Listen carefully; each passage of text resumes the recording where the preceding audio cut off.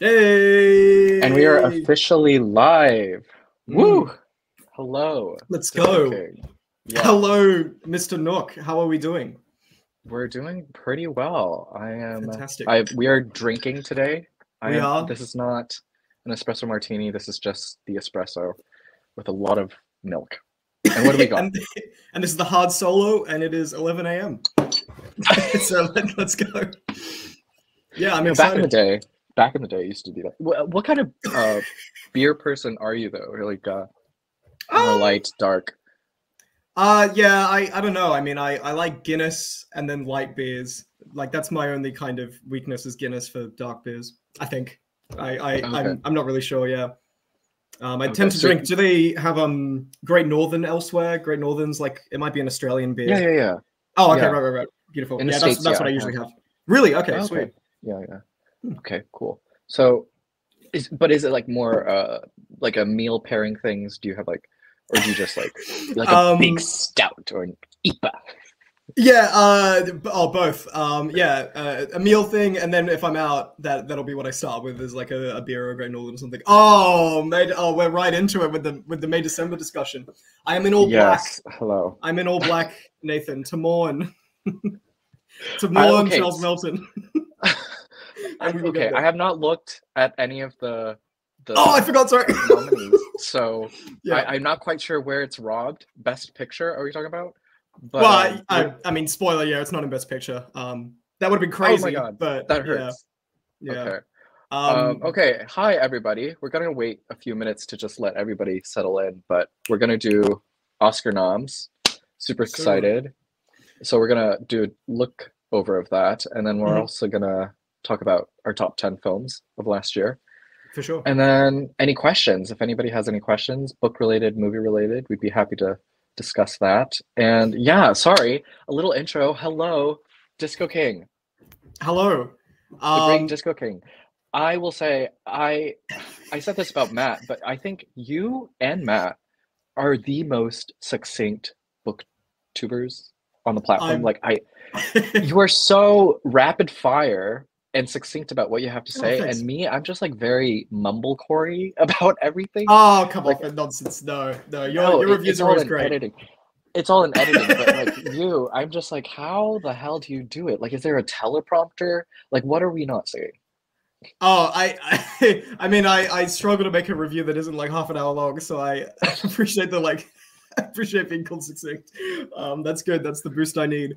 But I don't know. I just kind of I have the quotes up on my computer of stuff that I've noted. My just sort of batshit notes about I don't know, like nothing, just things I found funny, and then I try to tie something together from that, and the points just kind of I don't know, like make sense when I talk about them in context. I guess I don't know. So, do you have like There's not a reading journal, like quotes and all, or I have a Word document. I usually if I'm reading it next to my phone, I'll make a note if I'm like, what the fuck was that? Or if it's like something particularly good, then I'll put it in.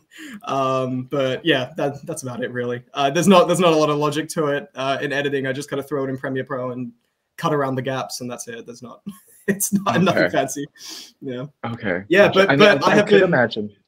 now to intro you on your own channel. I have been pining to meet Nathan Nook for many moons now, and I'm very pleased to be here. I'm a big fan of your channel. You make some of the best vlog content. Vlog content is usually not something I watch, but I think you tie together so many disparate things, and you talk about books in there, and you talk about movies in there, and you have a good way of talking about them. I guess mumblecore is a fair way of putting it, but it's like in a good way. It's like a good kind of mumblecore, you know. It's like earnest. It's like a fireside chat kind of thing. Yeah, bring back Mumblecore 2024. Yeah. I mean, we can get to that. Let us not forget that Greta Mhm. Gerwig started out her career with Mumblecore. Okay, Oh, like Francis before she Hart. met, no, even before that, like Oh, before she really? met Baumbach, she was like in these like very low budget films Okay. that yeah were like 2 hour Mumblecore films. It was just like what? Yeah, I don't But know a lot that's about her career. I know she was in 20th Century Women. That's the only other one I can think of her as an actress in, apart from like I don't know, like White Noise or something like that.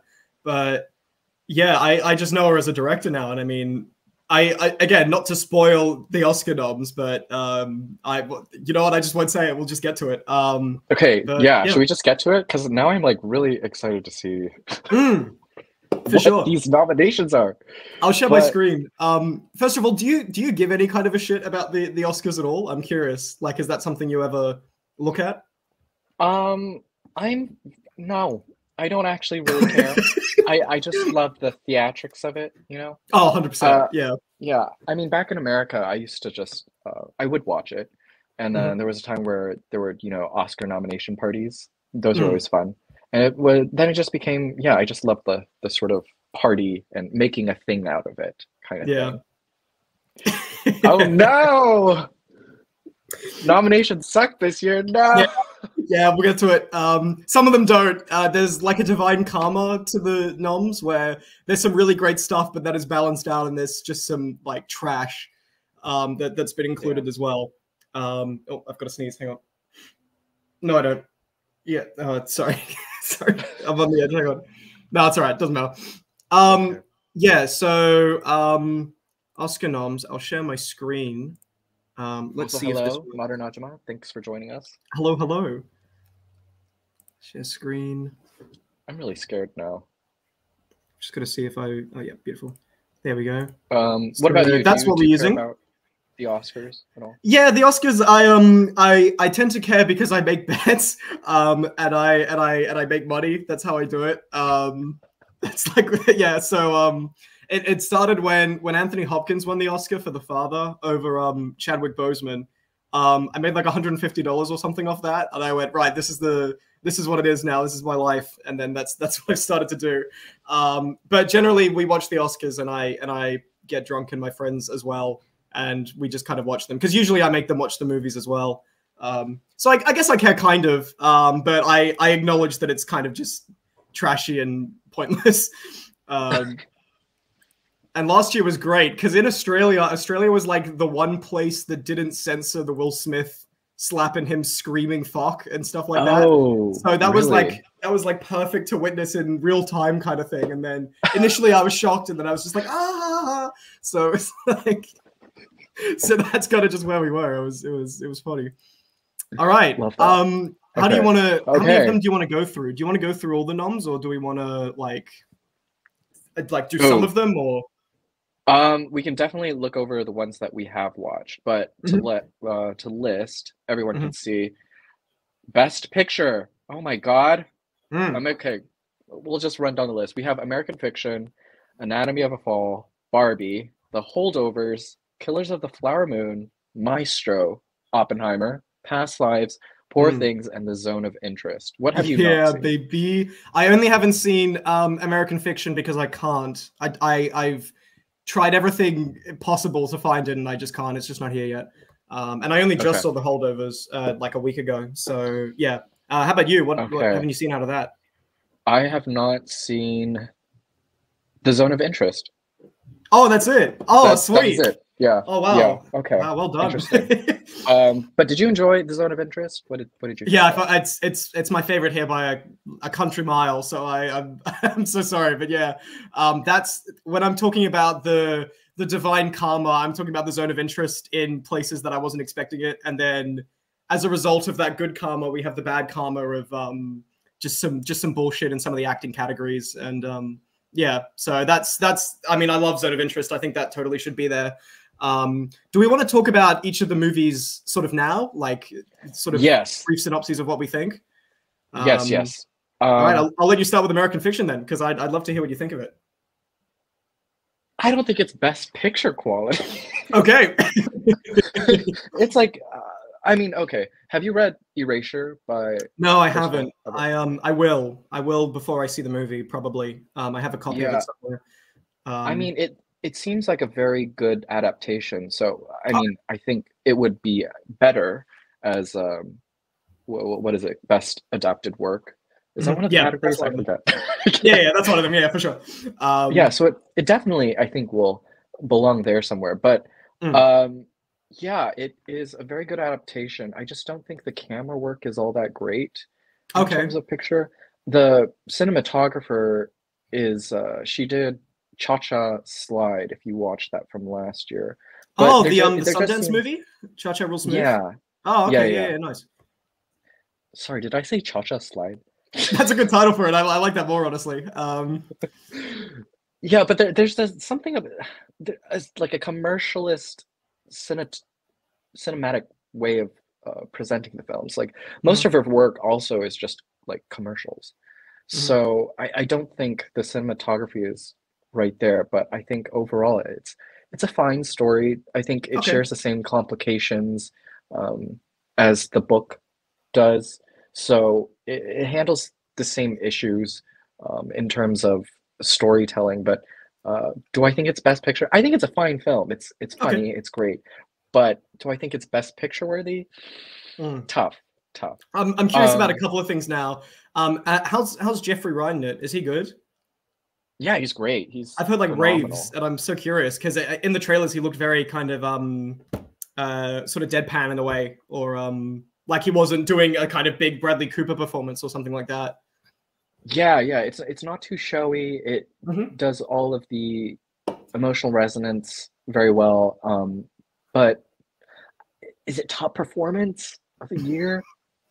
I don't know. Like now I'm sad I don't see May December in here. I'm just like, Yeah, wait, it American should go to Fiction Bullet Point Charlie. is in a really funny category later on. Like it was an one where I was like, "What the fuck?" But we'll get to that. So yeah, okay, cool. Okay. I'm all right. I'm glad that it's at least good. Yeah, yeah, Yeah, it's worth a watch, definitely. I think as a whole, this category is really strong. The Best Picture category. Usually, there's like one movie that I just hate that's in the Best Picture, like Don't Look Up or something. But this year, I can't say there is. I think it's all pretty solid, pretty good. There's nothing that was kind of bad that made its way in. All right, Yeah. Anatomy of a Fall. What did you think of Anatomy of a Fall? It was yeah, brilliant. I think it yeah Nice. is worthy of Best Picture. Mhm. Yeah, it's just the story is just so good in the way that it unravels and Yeah. the different viewpoints, and it just has the speed and velocity of a courtroom drama per se Mhm. that I think we've been missing for a while, and Yeah. it's really hot here. Yeah. I agree What do you about think? I agree about the speed of it and like the pace of it. I remember thinking it was really well paced because it was really long. I saw it in the State Theatre for the film festival, which is in Sydney, and it has these really terrible seats, and it's always like too hot and everyone's snacking. And the movie was just over, and I was like, oh, I didn't have any of the like problems that I normally do. And for like a French courtroom drama, I was expecting to be more kind of I don't know, like bored by it or kind of I don't know, sort of kind of wanting it to wrap up, but I think it wrapped up at a good point. I like the movie a lot. I want to see it again. I don't know about. I feel like it makes a really clean. It has like a really clean ending, and I think it makes it really clear which of the two options the director in the film believes is true out of whether it was a murder or whether it was a suicide. And I kind of wish it was slightly murkier, but that would be my only criticism. Really, I like the movie a lot, and there's some great dog acting in it. I remember that. I remember the dog being like genuinely good, better than some of the supporting actor noms here. So like that would have been cool. But you know, Like, did they actually drug the dog? I Like, know. I'm did like, the oh my dog god. suffer? Yeah, it's Isn't yeah. that That's animal abuse? Where's PETA? yeah. Is this a Peter friendly film for the bit where the dog chokes Yeah, on vomit or yeah. whatever? Yeah. That I mean, yeah. Again, good dog acting. I don't know how they got a dog to do that. And the I mean, Sandra Hull is amazing in the movie. She, if there's any faults in the movie, like she's the one that kind of smooths them all, like all over. And in the first half of the movie, she's really good at seeming kind of like she did it.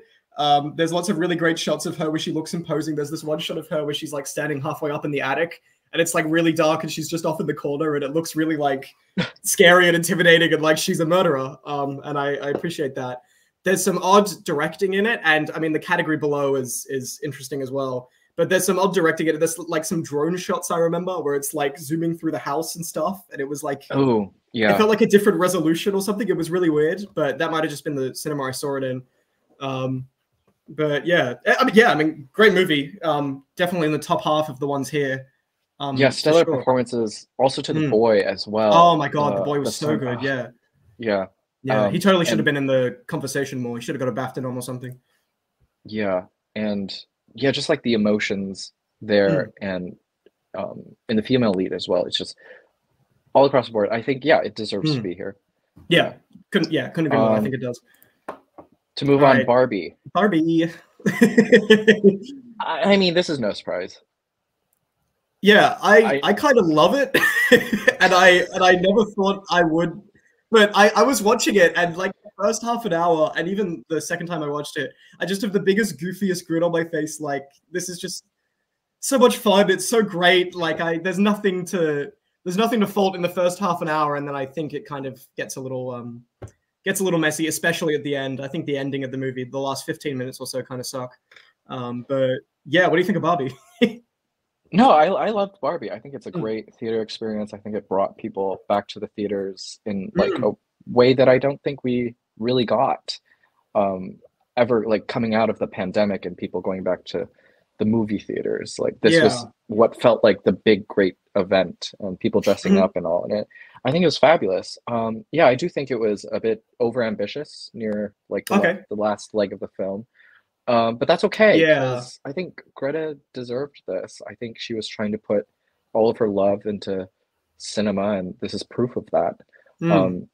And yeah, with like set design, performances, of course, Ryan Gosling. I just it's a fun, fab film. Yeah, it deserves to be here. But the directing branch didn't seem to think it deserved director. If you look below, so that's what we'll get to. But that's the crazy one, for sure. That I know people are going to be mad about. I'm sure Twitter's mad about that. But yeah, I mean, Barbie, yeah, it's great. It's just the sort of existential stuff at the end, and then they play the Billie Eilish song, and she's like, "Now feel," and I just felt like just a total like tonal whiplash. I feel like up to the Ken stuff, the commentary it has is still totally fair and like consistent, and then at the end, it felt like it was just trying to hit a beat I didn't see for the rest of the movie. Kind of. Did you not cry? Did you not cry in that moment? I did not cry. No, I wasn't crying at Barbie. No, maybe on the third watch I will. But I did cry in The Holdovers, which we can talk about, which I did not expect. Yes. You did not. I thought this was Best Picture worthy. Like, no, it's good. I did too when it was done, for sure. I didn't think that going into it. It looked like bait. In all the trailers I saw, it looked like Oscar bait. And Alexander Payne, I think I've seen all of his movies. And in the latter half of his career, it's just been bait. And then The Holdovers was like great. I just loved it. I did not think I would. There's always like one surprise in the Best Picture noms of a movie I like more than I would have walking into it. And yeah, it's definitely The Holdovers. It gets really intelligently directed in the last half. I think when it starts getting really sensitive and sincere. In the back half, the directing is what's doing that. Like the scene that I cried in is when they're in well, I don't know to spoil, but in the mental hospital. And it was the pacing of the scene and the way that the dad says the last line that just kind of fucked me up, where the boy says all this stuff to the dad, and then the dad's like, they're putting something in my food. And it was like the pacing of the scene and the editing and the length of it, and just the performances too, where all of the subtext was there of, this has happened several times before. The dad wasn't listening to anything he said. This is like really fucked up. And just on the page, when you read that, a lot of that doesn't necessarily come across. And I was just thinking of other directors that would have made that like a comedic moment, you know, like in a Wes Anderson movie, if that scene had come up, it would have been a comedic moment because hack. But like, yeah, like that's in that moment, it's just so like sensitively directed more than anything. And I think Payne should have been in the director conversation more, but I get why he's not there. But yeah, great movie. Paul Giamatti fucking crushed it, I think, especially in the back half. That little monologue he has at the end, and then the handshake where he's like tearing up, it looked really good. I don't know how they did the fake eye, and I think I read somewhere that they're not gonna say how they did it. They're refusing to say how they did the effect, but it looks really good. Like, it's a good effect. I don't know if he just couldn't see out of one eye when he was acting, and they put like a contact in. But yeah, it looks really good. So best supporting actor, To the Lazy Eye. To the Lazy Eye, left eye, best actor, right eye, supporting actor. Yeah, no, he was great. Just all the deliveries. That role was just made for him. Yeah, and I think so. I don't think anyone else could have done it. 100%. Yeah, he really delivered with all of the lines and the punches, Mhm. and like also the emotional resonances in the Yeah. end too. Yeah, this deserves, I think, to be in this category, and Mhm. uh, yeah, it looks good, It feels looks good. great. Yeah, it's a Yeah, really good looking yeah, movie, and lots of great songs. I love the soundtrack, the sort of acoustic guitar. Yeah, it gets the vibe of the '70s movie that it's going for. With the, I guess the camera that they used, it looks very sort of it looks kind of grainy at points. Um, yeah, and there's lots of good kind of it's just I just think it's a really solid movie overall, and totally not. I mean, it is still kind of Oscar bait in a way, but it's like really good Oscar bait, kind of like yeah, Maestro. And I mean, I like the holdovers more than Maestro. Spoilers, but yeah, right. I think they're both good Oscar bait in the sense that they're both appealing to things that the Oscars like, but they're also trying to do something personal, and they're trying to put some of their own kind of emotional backbone into it. So yeah. Yeah, bait is good. Scorsese. I mean, More bait. Yeah. Scorsese. I mean, yeah, like Killers of the Flower Moon. Mm. You know, Scorsese can just put out a 3 hour, 4 hour movie, and of course it's going to end up here.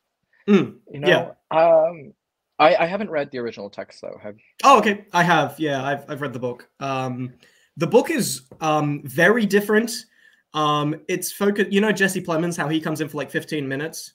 Mhm. Yeah, the book is from his perspective, which is interesting. And I thought he was going to be in it so much more, and then he's like, he just comes in and he's like, I want to see about these murders, and then he's just not in the rest of the movie. And I Oh, understand okay. from reading the book the focus that the movie decides to take, but I feel like the focus on, I guess, Leo is just kind of odd. In the book, he appears as like a total simpleton. He doesn't appear as someone who's like willingly evil. And at points, it feels like the movie is kind of conflicted on how it should be showing him. There's like flashbacks where he's shown like attacking someone in cold blood and he's like being really ruthless. And then there's scenes where he's not like that.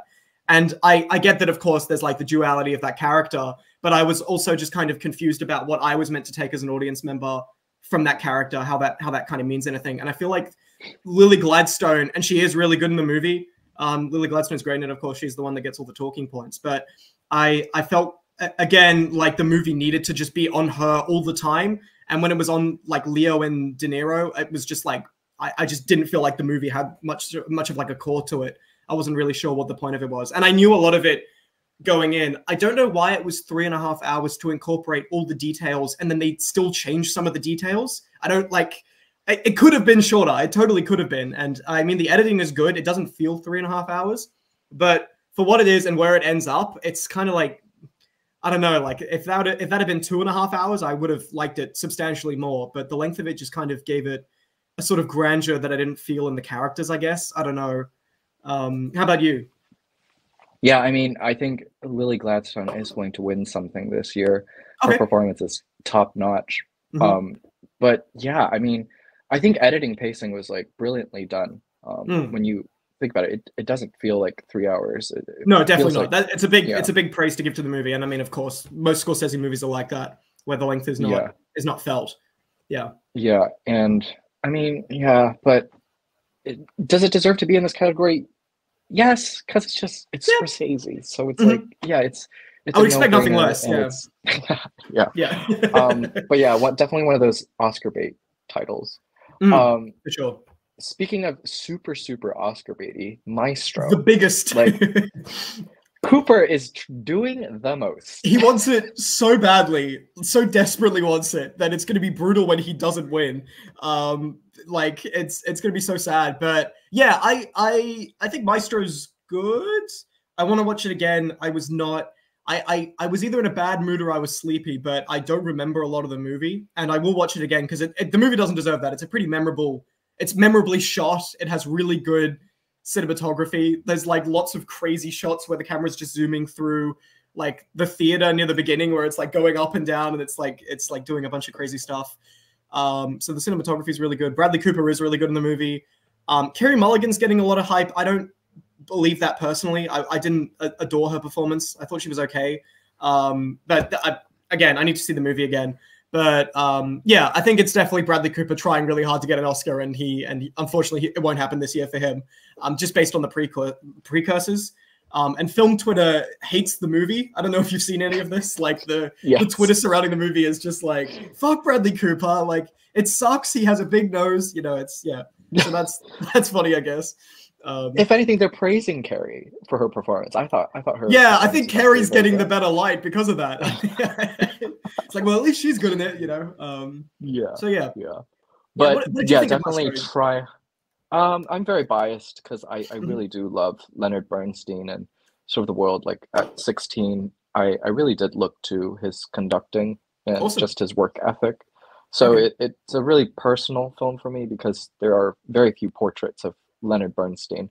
But as a film as a whole, I think very much try hard. Very, very try hard. And I don't think it's in the cards for Bradley Cooper this year. I know.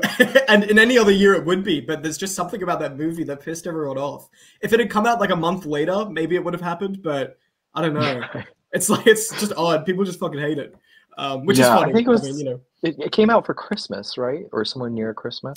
I feel like I watched it a lot earlier than that, but that might have just been me. Maybe it did. It came out on Netflix. I don't remember when.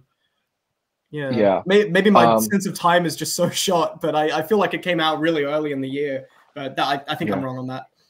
But Holdovers is definitely the Christmas movie that definitely got the attention. 100%. We hate him. All my homies hate Bradley. I'm sorry, it was just too over the top. It was over the top, and it worked like 80% of the time. I think he like his accent and like the times when he cries and he's like screaming into his pillow and stuff. I think that works because he's such a big character from what I know of him. And the final scene where he's conducting in the cathedral near the end is like really good. That's awesome. So I get why it's getting the love for that, and I see why people love it. All right, now on to Sloppenheimer, which did you watch it because we were going to talk about this?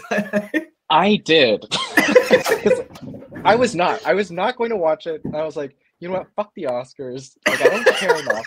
And this is just one of those Oscar bait films that I'm just like, I'm not doing it. And then you showed up in the DMs and were like, hey, you want to do this video? I was like, I guess. Now I have to watch. I have to sit through a 3-hour Christopher Nolan movie. Fuck.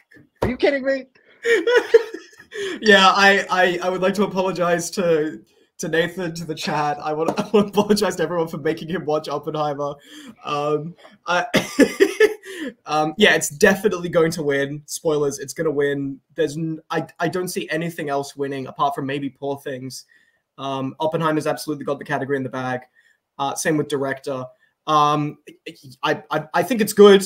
I liked it a lot more the second time I saw it. The first time I was kind of like contemptive of it because I felt like it was kind of like a Wes Anderson thing where it felt like it was being smart in a convoluted way, and I was like, fuck you, I'm smarter than you, get out of here kind of thing. And I was just like angry. But the second time I saw it, it clicked in a way that Asteroid City didn't for me, where it didn't feel like it was being sort of smugly smart. It felt like it was trying to, like the structure of it felt more deliberate. Because the structure of it the first time I saw Oppenheimer felt like it was just structured around revealing things like, oh, but didn't you know that Einstein actually said this to him at the end? Or if you pan the camera to the right, Downey Jr.'s in that scene, and we showed it in that order to surprise the audience.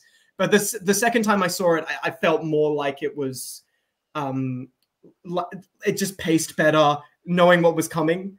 Kind of like, did you see Mank, the movie Mank from a couple of years ago? The David Fincher movie? Okay. No. Yeah, that movie is like really weird the first time you see it, and it feels smugly smart in that way. And then the second time you see it, it just like totally clicks, or at least it did for me. And it was kind of the same thing with Oppenheimer. But yeah. But you've got to answer in the chat if you're an anti-Nolan. Okay, well, just to preface, how the heck did you watch Oppenheimer a second time? That's 6 hours of the movie. I know. My dad wanted to see it, and I wanted to watch it with him. And my dad hated it. So, but really? Yeah, really? But it was just funny sitting next to him, and he was like, "That's bullshit. That didn't happen. Truman didn't say this." And it was funny to sit there with him and watch it. No, But I'm yeah, not anti-Nolan. I after what was it? I think Dunkirk. Did he do Dunkirk? he And did. sort Yeah. of these very loud movies. I was just like, Mm. no, no, no. He's doing too much. Uh-huh. But this as a comeback, Mm. implementing um, his usual elements and style of cinema making into Mm. this Hmm. makes the most sense and greatly adapted. And it just makes sense. Yeah, Hmm. I actually enjoyed this a lot more than I thought I would. Yeah. Awesome. But yeah, and just I actually enjoyed it a lot first time watching. I Great. will not watch it a second time. But the first time around, I thought, yeah, just the way that he incorporated his big cinema elements into historical um, fiction, if you will, and blending these elements together creates Mm. what I think he thought he was doing with Dunkirk, Oh, but it's okay. just better represented here. Yeah, that's an interesting take. I like that. So are you not then a big fan of Dunkirk at all? Yeah, I did not like that. I could Sweet. not Okay, hear cool. it. Yeah, I okay, did not fair. hear If half there's of it. dialogue in the movie, I didn't fucking hear it. Same with Yeah. Spider-Verse. It's like I guess there was dialogue there at some point. Didn't hear it. Yeah.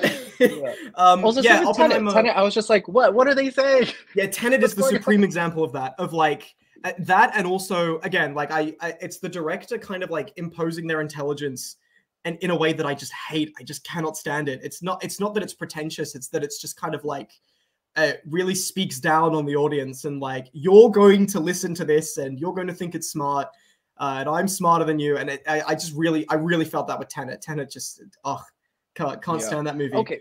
Did you see that with his earlier work too? Because I actually enjoy his Um, earlier work. I think my favorite movie of his is maybe Interstellar, which I think is a weird take.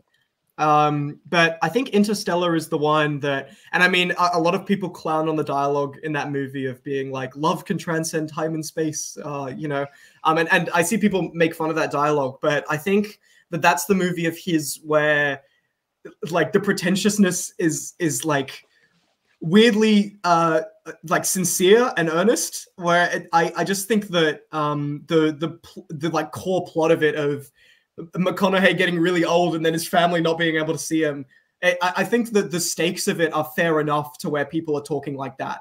In movies like Tenet, where people are giving this ridiculous fucking dialogue, saying like just some of the dumbest things ever, and I'm meant to just go with it, it doesn't work. But I think in Interstellar, because it's so big and so grand, it makes sense for characters to talk like that. And I just really like that movie. I've seen that one a lot. But in terms of his earlier ones, like, I don't know, what are like his earliest ones? Like Dark Like Knight, I'm is that thinking early? Memento. Memento Like I haven't earlier seen. than. I've never seen Ooh, Memento. I Following. will. I haven't seen Oh Following either. yeah. Shit. I think it's like earlier films definitely play with the realm of. I wouldn't say I'm smarter than you, Mhm. but sort of the ideas behind that, and then the sort of Okay. condescending look I think happens after Interstellar. I When he think started he getting all earned that money, Interstellar. all that budget, Yeah, you could do what there's he that wanted. money. There's the money. Yeah. Money makes people do evil things and think evil and True. be evil. Very true. But Mm. it's with these earlier films that I actually really enjoyed sort of the think space that he was in.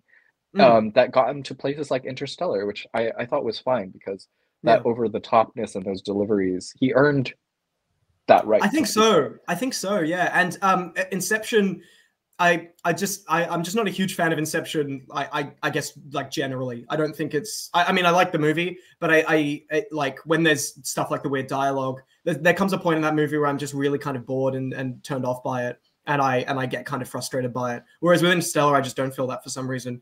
So I guess that's still my favorite. Maybe I like Oppenheimer more. Oppenheimer's his most straightforward movie in a while. Yeah. And I also think if it didn't have Cillian, it would be worse. I think it's on that level of performance where if it was someone other than Cillian, the movie would be worse because he is so good in it, and he's so like capable, and in every scene he's just like killing it. I think killing Murphy. That's what we'll call him. Yeah, he's just killing the scene. The scene where he gets up on the stage and he's like, we bombed the Japanese. I'm sure they didn't like it. And he's like, you can tell he isn't thinking that. He's just saying what he has to. I think he really communicates everything that he has to. And if he won the Oscar, I wouldn't be disappointed at all. Spoilers, he's in Best Actor, but yeah, if he won, I would not be unhappy at all.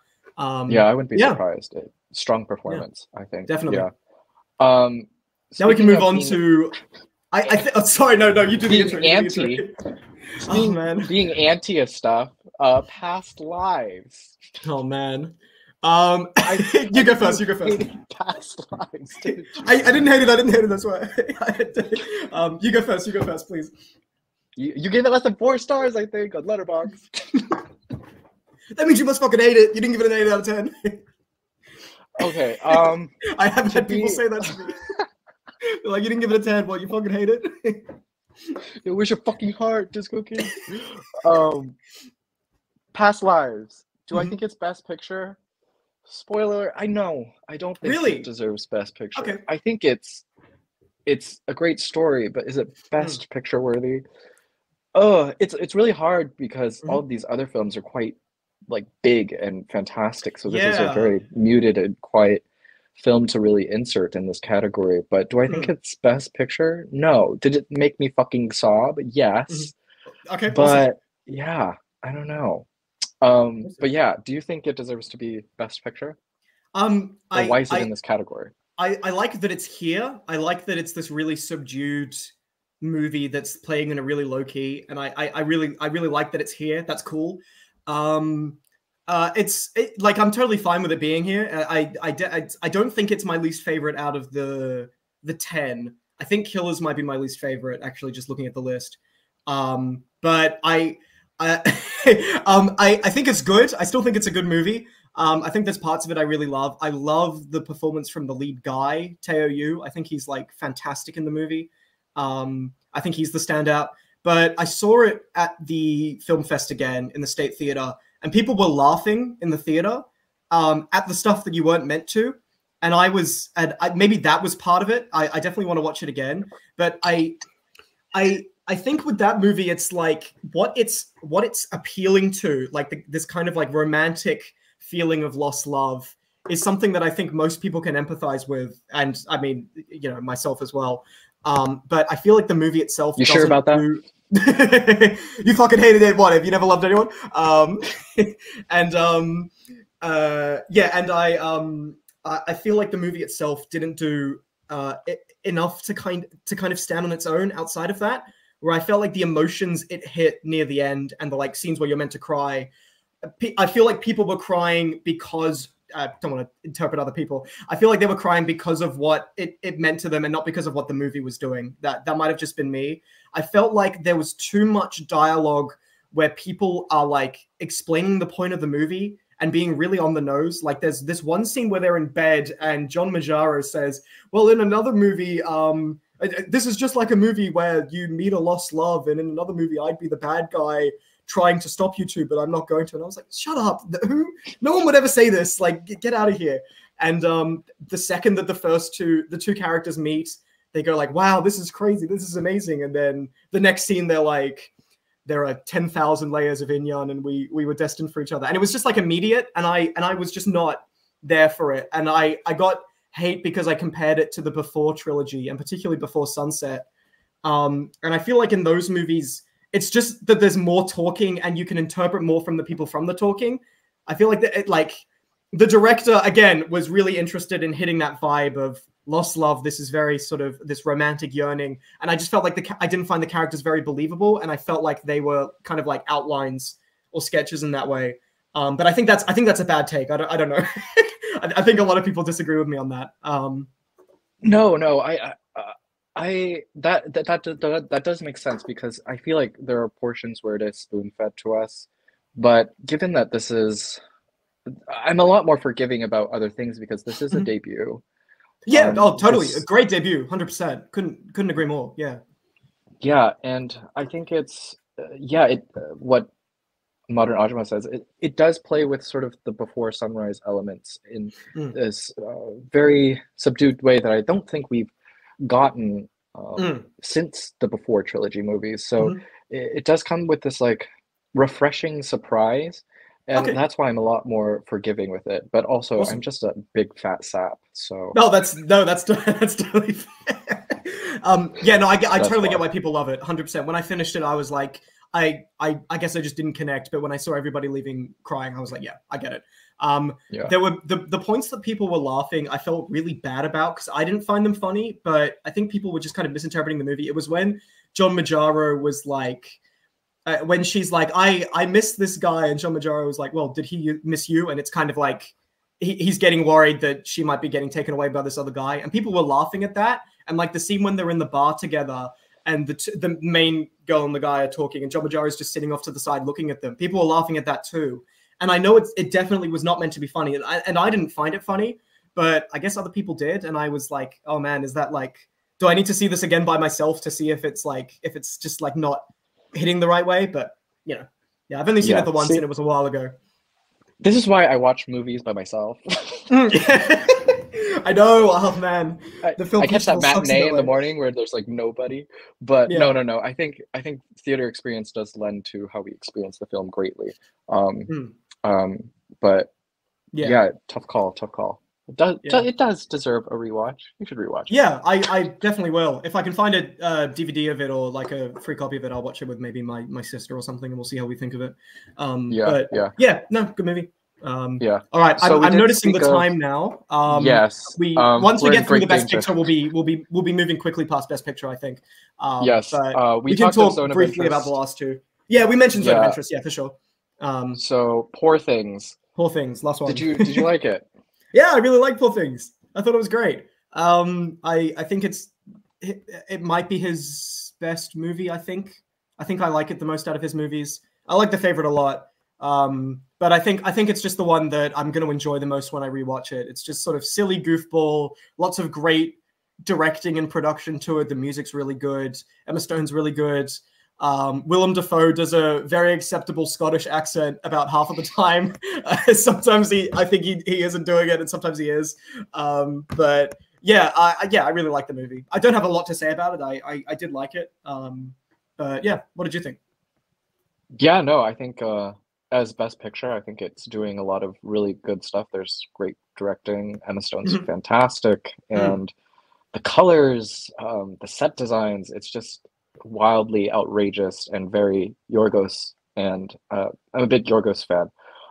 Is it his best? I think it's I would hate to say palatable.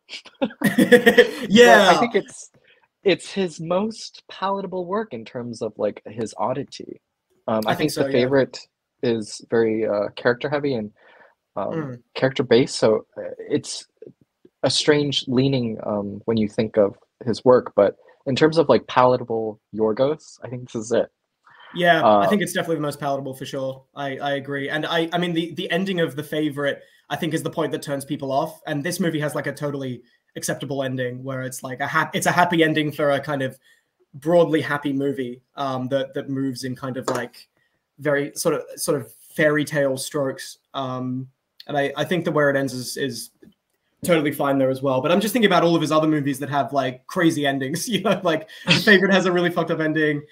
Killing of a Sacred Deer, I remember having an ending where the music was just so loud I had to mute. And yeah, like he's good at working with screenplays. I think it's like the one deadpan sort of delivery in his movies that I can stand now. Like Emma Stone being sort of still speaking in a deadpan but having the baby voice, you know?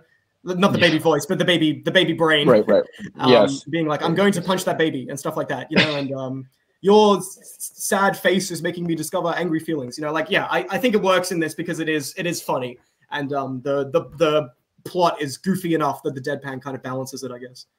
Yeah. Alongside this, I was watching The Curse, where I haven't seen it yet. Is it good? Oh my god, it's I'm not enjoying the very last few episodes. Like the start and the middle is very strong, and it's very Nathan Fielder. Right. But just seeing this performance with Emma and this, it's just I think she deserves some kind of win this Oscar season. But yeah, it's a fab performance. I think if anyone else had done it, I don't think I would have really enjoyed the performance so much. I think Emma does like a great baby modern woman. She definitely bodies it, yeah. Modern woman, yeah, for sure. Kind of, yeah. Even with all the sex in it, it's still the most palatable of his movies for sure. I couldn't agree more. Yeah. And yeah, Modern Najma says stylish. Yeah, I think definitely. it is his most stylish film. Yeah, I remember there's a bit near the end where they're in the mansion of one of the guys. Spoilers, not really a spoiler. They're in a mansion at some point. And I was looking at the production design in the back, and there's just like a stuffed bear and a stuffed tiger just off to the side, like on a cabinet. And I for some reason at that moment I was thinking, all right, so someone had to source that, someone had to like put that in the scene. You know, there's like, yeah, the production design and the style of everything is beyond crazy, for sure. Okay. Yeah, we're hitting at 45-minute mark, so I'm just gonna say, what do you think will win? Best Picture. Oppenheimer. How about you? Yeah, I think it's gonna go to Oppenheimer. I think Nolan just deserves it. It just screams Nolan. I think it'll be a sweep. Yeah. Yeah. What I want to win is probably The Holdovers or Poor Things, but I know those. Okay, wow, yeah. But it does go to Nolan, I think. And yeah, for me, Zone of Interest, like 100%. It will never happen, never in a million years. But yeah, I think that deserves it the most. It's very formalist and dry and scary, but it's also really emotional. Glazer, like, you can see the emotion is really hitting him of what he's doing and like the magnitude of it. And I'm not going to spoil the movie or anything, but it really hits when he imposes his kind of directing eye and his style onto the movie in places where you don't necessarily expect, or it'll kind of like jump out and kind of surprise you in that way, because the movie is very dry, and it's like a sort of like, what do you call it, hidden camera lens. It's very sort of bleak, and then the points where it does something interesting really like hit. It's like a lightning bolt. It's awesome. So yeah, love that movie. With all that said, and jumping into the next category, do you think he deserves Best Director then? Yeah, absolutely. And also because like he has the strangest career. Like, have you seen Under the Skin? His other movie? Yes, baby, it's so good. Are you a fan of that at all? Okay, when it first came out, it was not enjoyed, or it wasn't received very well. But I actually really loved it. Yeah, it just does something very odd with narrative that I think is like incredible. Absolutely, yeah. And it's its own thing entirely. It's yeah. But okay, interesting. I think it might go to Nolan. Yeah. If Oppenheimer doesn't win picture, he's winning director. It's a sweep. There's no way. I think there's no way someone else wins. I mean, pretty well deserved. It's not like I'll be unhappy with that. No Gerwig in that category. No Greta Gerwig. That's a crazy snub. No, that is crazy. Yeah. But I think Justine Triet probably took her spot. So it was a different female director in the lineup, and it was Anatomy of a Fall, which is crazy. So they're like, we can be feminists, but we can't be too feminist. That's literally what it is. It's like we can't have an all-male lineup, but just not Barbie, all right? Just not the actual feminist one. We have to. We can have a woman, but just not for the feminist movie. Yeah. Yeah.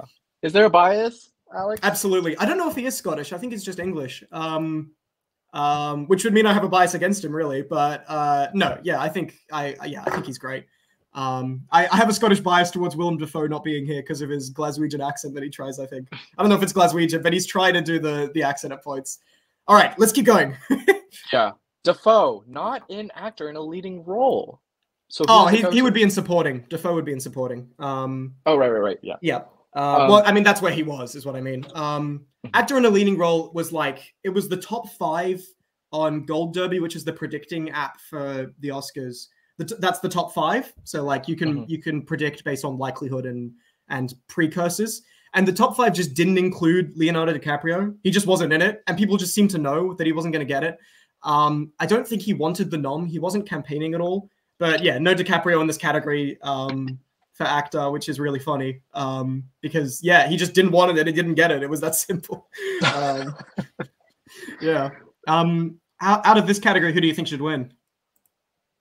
Well, I don't think it'll go to Cooper. It's too try hard. I'm gonna say Giamatti. Giamatti. Okay, cool. Yeah. Paul. Will Paul. Yeah. And who do you want to win? We can do pick and lock. We can do like, who do you think is going to get it, and then who do you think should get it. I think Giamatti's gonna win, and I want him to win because Mhm. what was it? I don't know if it'll be media bias, but he what was it at the last was it the Emmys that he Mm. won something and then went to In and Out Oh, that was the for his Golden victory with. Globes. Yeah, This is the Golden Globes. that Yeah, was awesome. Yeah, that was really yeah, funny. and just his nonchalance to that and the actor that he is and the role that he is in this film, I think, yeah, Mm, just will definitely. say it all. And Yeah, who do you want to win? he won the Critics' Choice Award, and he said, This is the best thing that's happened in my week since going viral for eating a burger or something." And I was like, "That's funny." Yeah. He's a funny guy. Yeah, I think he should win, but I think that Killian Murphy is going to get it at the last second. That's my prediction. Because yeah, it's just the bigger I see that. movie, and I like them about equally in terms of performance. I might give the edge to Giamatti, but yeah, I think they're pretty Yeah, good. yeah. Best Okay, actress, do you oh think baby. that? Oh, sorry. No, Oh, go. sorry. Just to go back. Do you think that's because it was a comedy, or it's veered towards a comedy In versus terms like of a very serious film? why I liked it more.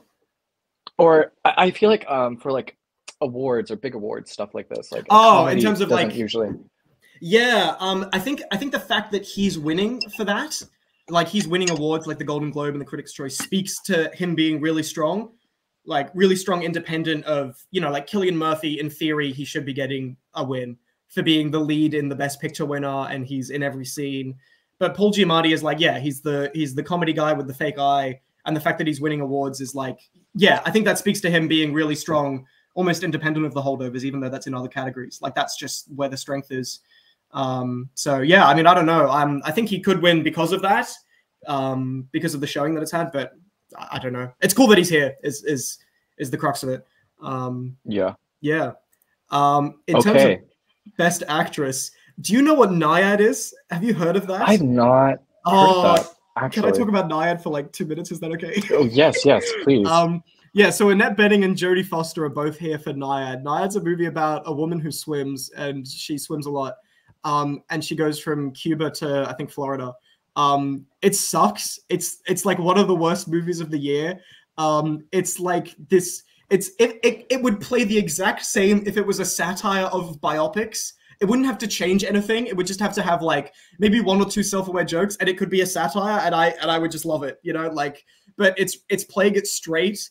And Annette Bening is so bad in the movie. She has like this she's playing this really unlikable person. First of all, like Naiad is the name of the woman who did the swim, and she's really Yeah. she's this massive like egotistical, like just really an unlikable person. And in every scene she's like sunburned and she's like complaining about not being able to do the swim, and Jodie Foster is like, you can do it, and that's it for 2 hours. But the movie, like, she keeps swimming through patches with jellyfish in them, and whenever she gets stung by a jellyfish, she has like a hallucination, if I remember.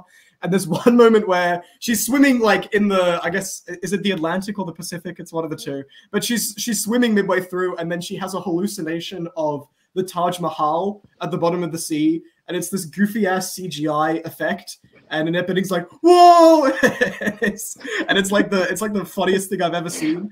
And now that she's got a Best Actress nom, I am in love with that, and I want her to win because it would be funny. But but there you go. Yeah, don't watch it, but watch it if you're in a mood for cringe. Yeah, I just Yeah. saw your review on Letterboxd. Yeah, where I I'm was a just fan. like, I just finished the movie and I was like, I can't fucking believe how bad this is. Yeah, it's very bad. I think out of the Yeah. performances that I've seen, she's the worst one. But it's kind of like so bad it's good, I think. She'll be really sunburned and she'll be like, those stupid jellyfish got to me, and she'll like throw something petulantly across the room. It's like, it's so good. Yeah, Yeah. weird movie. Who do you think should win here, and who do you think will? Oh, it's tough. I like all of these performances outside of Naiad, but um, I think it might go to Lily Gladstone. Okay. Hmm. Yeah, And do you I think she think should there's win? just. I think Emma Stone should win.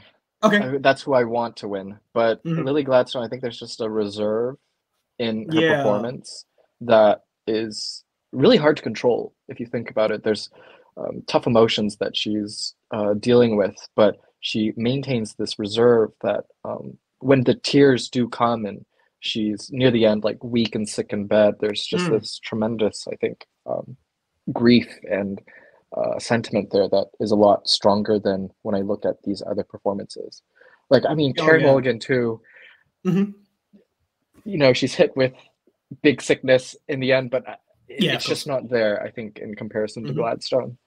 Yeah. Yeah, I agree. It felt like she was channeling something by the end, like Lily Gladstone, and especially in that final scene where she talks with DiCaprio about, "Were you poisoning me?" And yeah, you really feel like not the rage there, but yeah, kind of the sadness. You really feel it. It's a great performance. I think Emma Stone's going to win, and I think she's my pick. Um, maybe Sandra Hüller. I think she's really good too. It's a strong category, Yeah. apart from Annette Bening. But it's a good category. Yeah, I'd be happy with any of these wins, honestly. Mhm. Whoever wins, because they really do deserve it. Really great performances. Definitely. Supporting role. Shall we have our 30 seconds of silence? Shall we do our hymn for Charles Melton? Wait! Oh my God! Wait! Oh yes, yes, yes. I know. Sorry. I cannot believe it. I cannot. I was so confident that I like had money on it before the noms. I was like, he's gonna get a nomination. It's gonna happen. I was like, I'm defying everyone who's saying it's not gonna happen.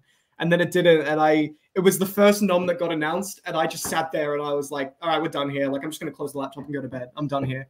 It was just so miserable.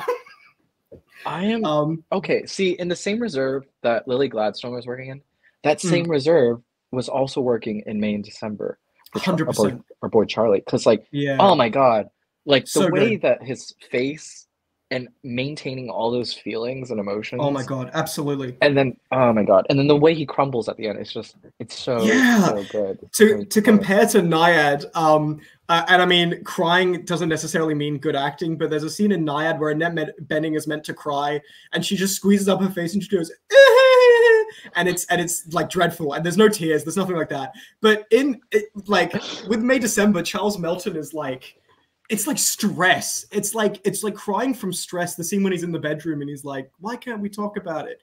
And it's like devastating. It's so sad.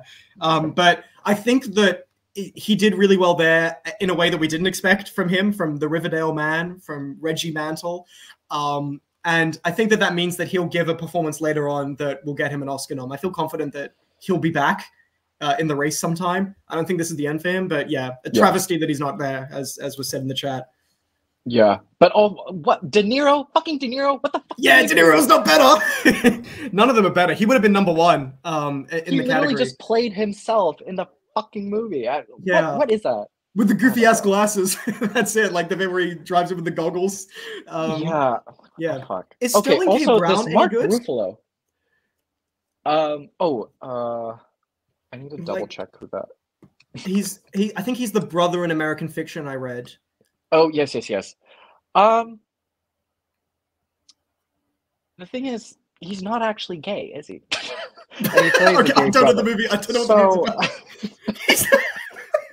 So he plays the brother, and he's gay, and he's sort of like looking for this acceptance from his mother who has dementia. Okay. And it's this remembering, forgetting of who he is, and this identity. Is it strong? I think it's okay. See, I think the directing was not as strong in American Fiction that I think could have lent a better performance, but the energy is there, but the way that it's directed, I think you don't really there's no opportunity to see it. Yeah, I think, in terms of a supporting role. So I can't tell you how like jarring that was when I was like, "Is he good?" And you're like, "He's just not gay."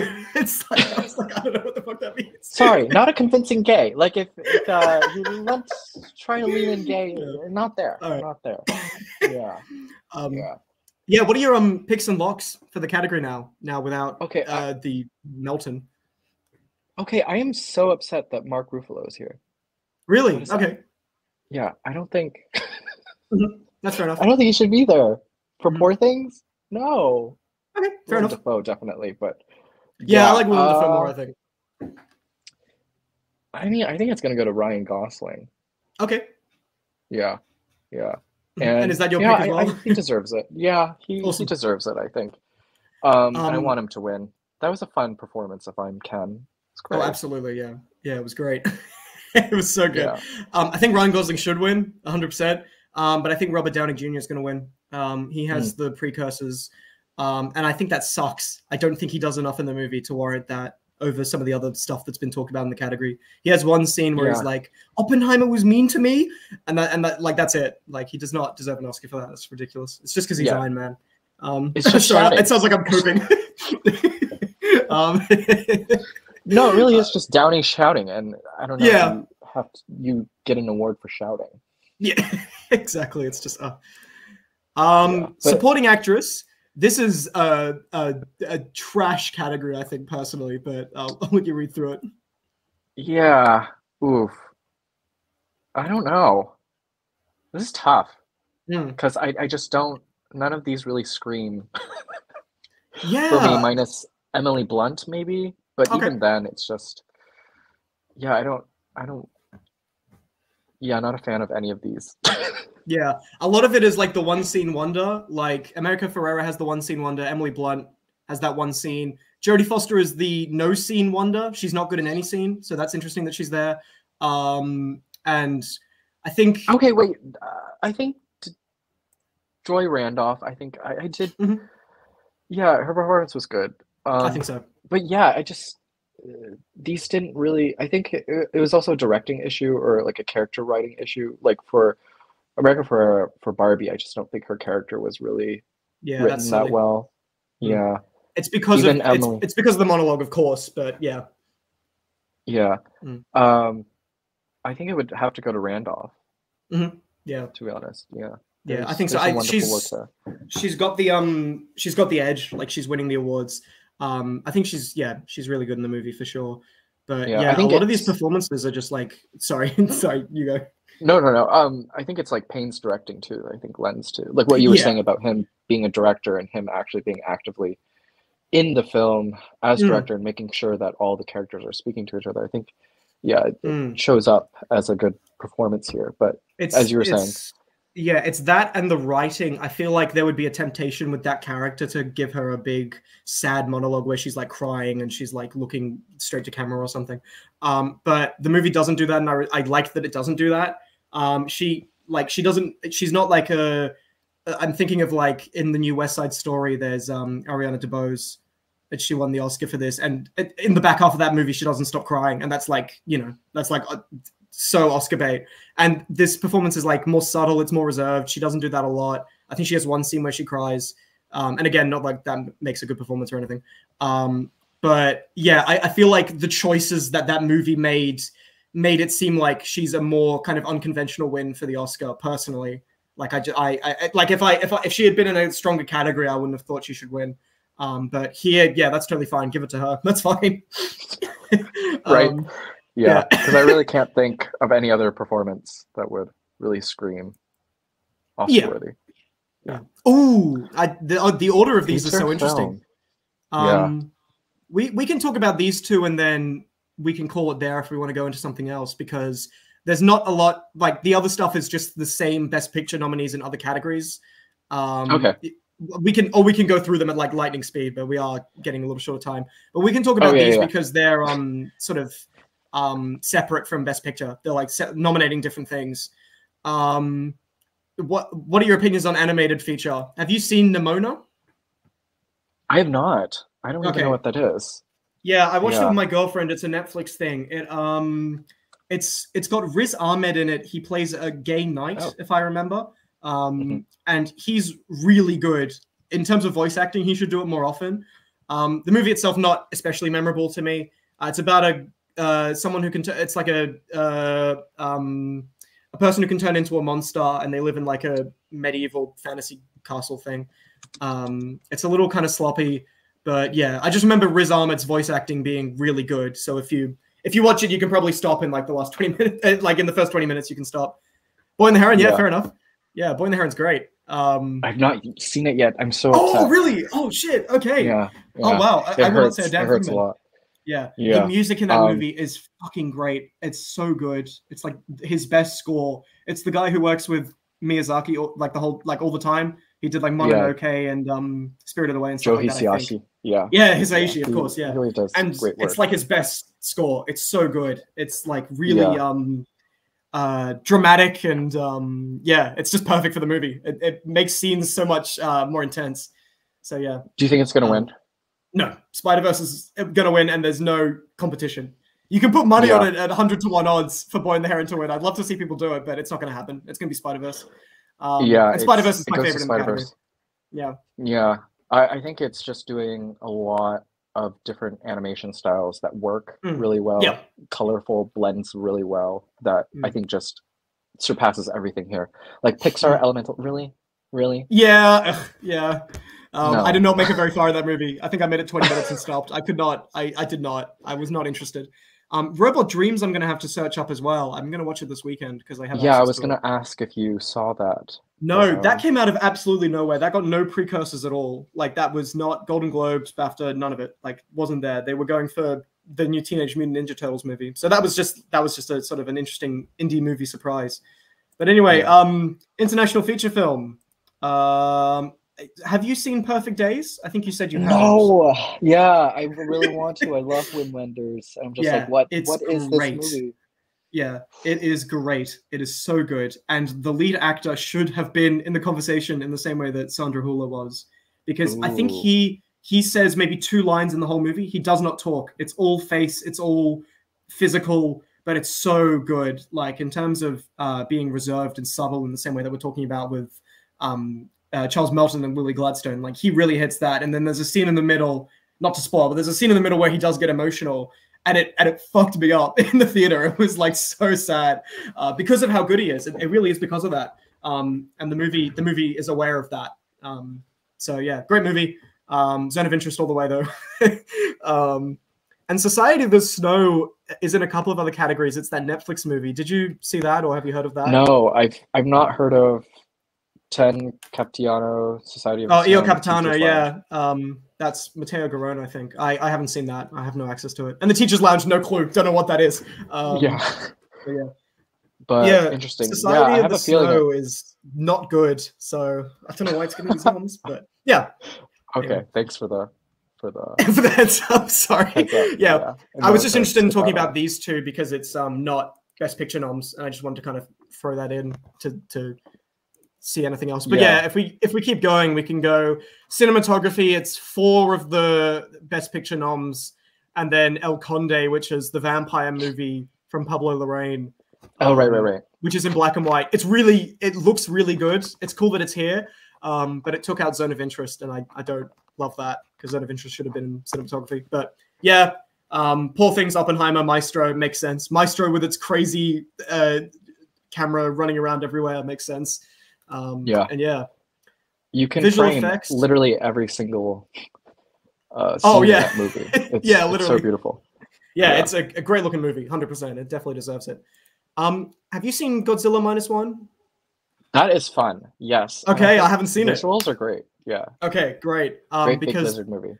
People are thinking it could win visual effects, and it would be like a foreign movie winning visual effects, which is crazy. And I definitely want to see it now because of that. But yeah, that's cool to hear. It's fun. Awesome. Yeah. Who do you think is going to win, though, for? Oppenheimer for cinematography, and I think I'm just going to say Godzilla for visual effects. We'll see what happens. That could be cool. Yeah. Sorry, I'm just being cautious of speed running. I'm so sorry. Oh no, you're good. Yeah, same picks. Awesome. Screenplay. Yes. May December, baby. I forgot about that. Fuck. Yeah, so May December got original screenplay.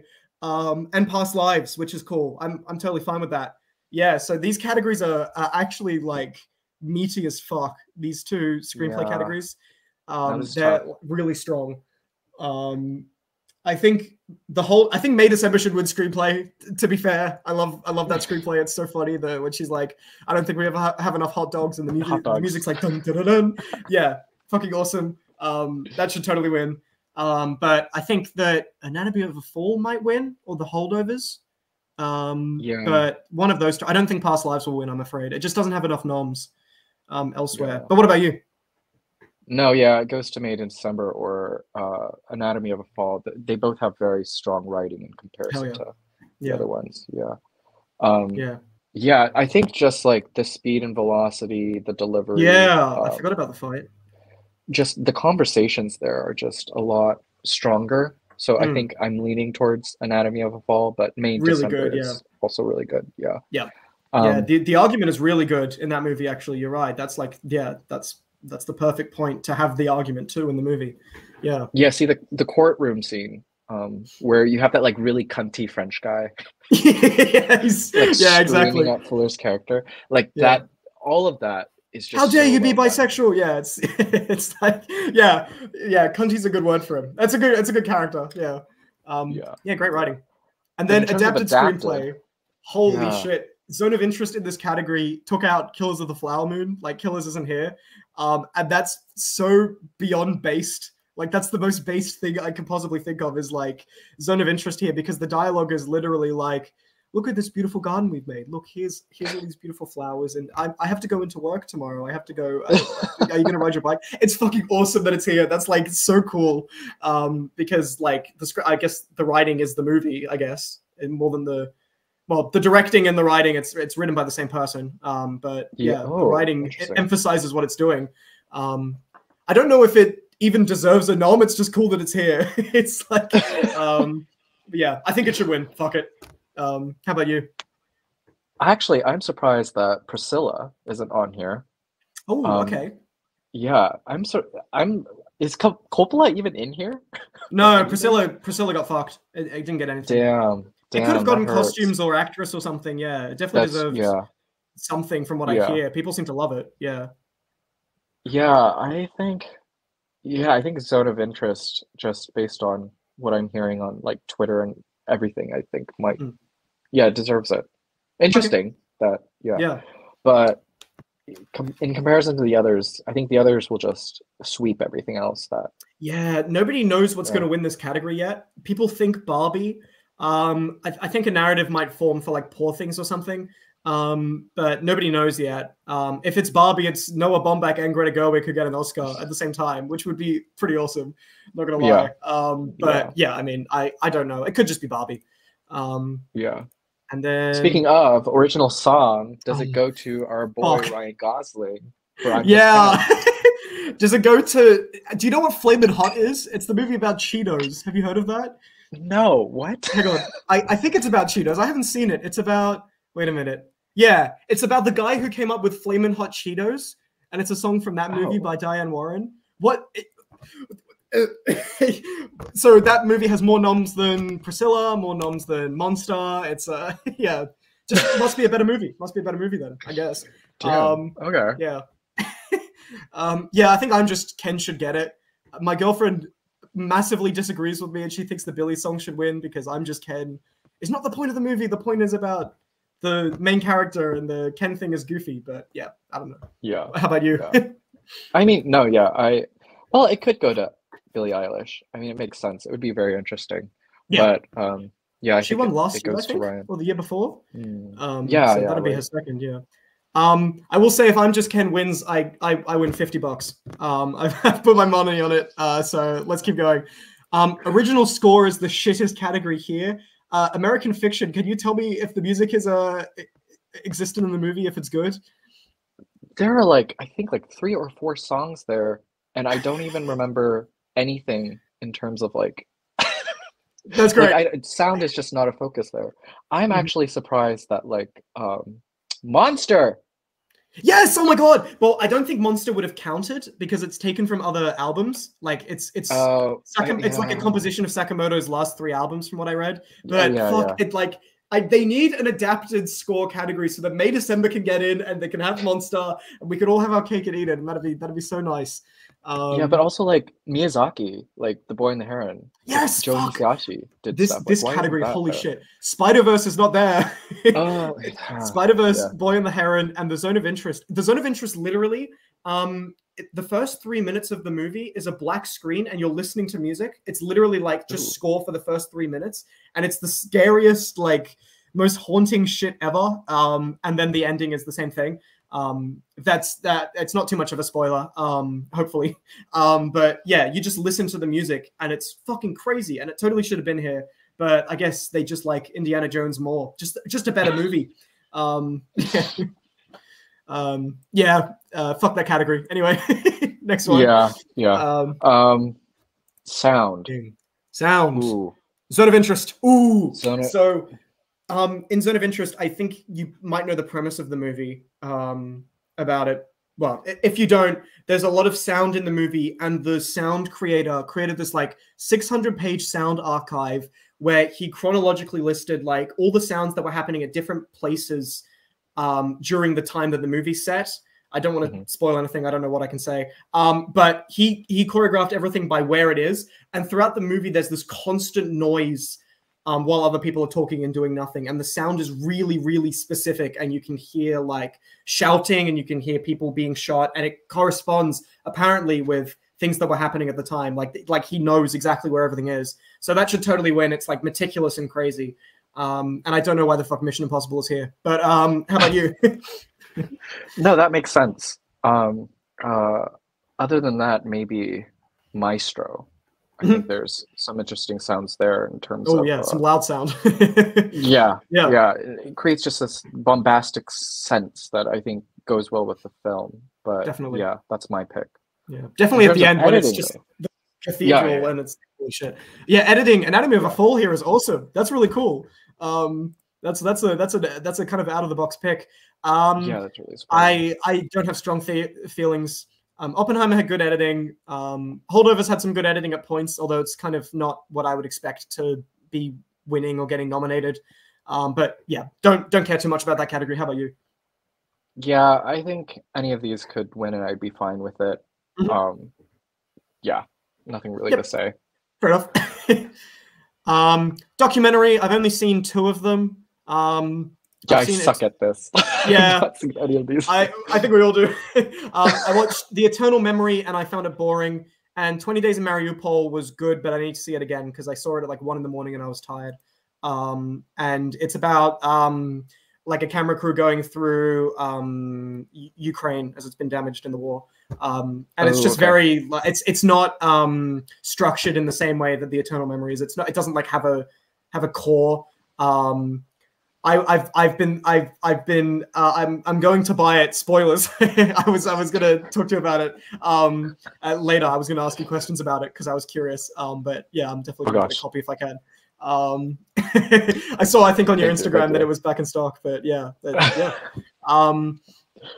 Yeah, I don't have strong feelings about the category. 20 Days of Mariupol is going to win. It's just like, I don't care enough about the real world, I guess. Like, why have I not watched any documentary? Yeah, it's awful. I mean, fuck. Yeah, I definitely need to catch up on that category more. Production design. Have you seen Napoleon? No, I've not. Neither have I. Yeah, it just doesn't. See, one of those Oscar bait movies that was just like, nah. Yeah, skip it. Fuck it. Yeah. Yeah. But production design, I think it goes to Poor Things. Yep, I think so too. I think Poor Things deserves Barbie. Yeah. Barbie's going to win, but Poor Things deserves it for sure, yeah. Yeah, I think just really interesting stuff in comparison to the rest of these. And then the last 2, and I think we're done, according to this section we have here. Makeup and hairstyling. Okay. Who cares? Poor Things, the tattoos on that woman when the woman who owns the brothel.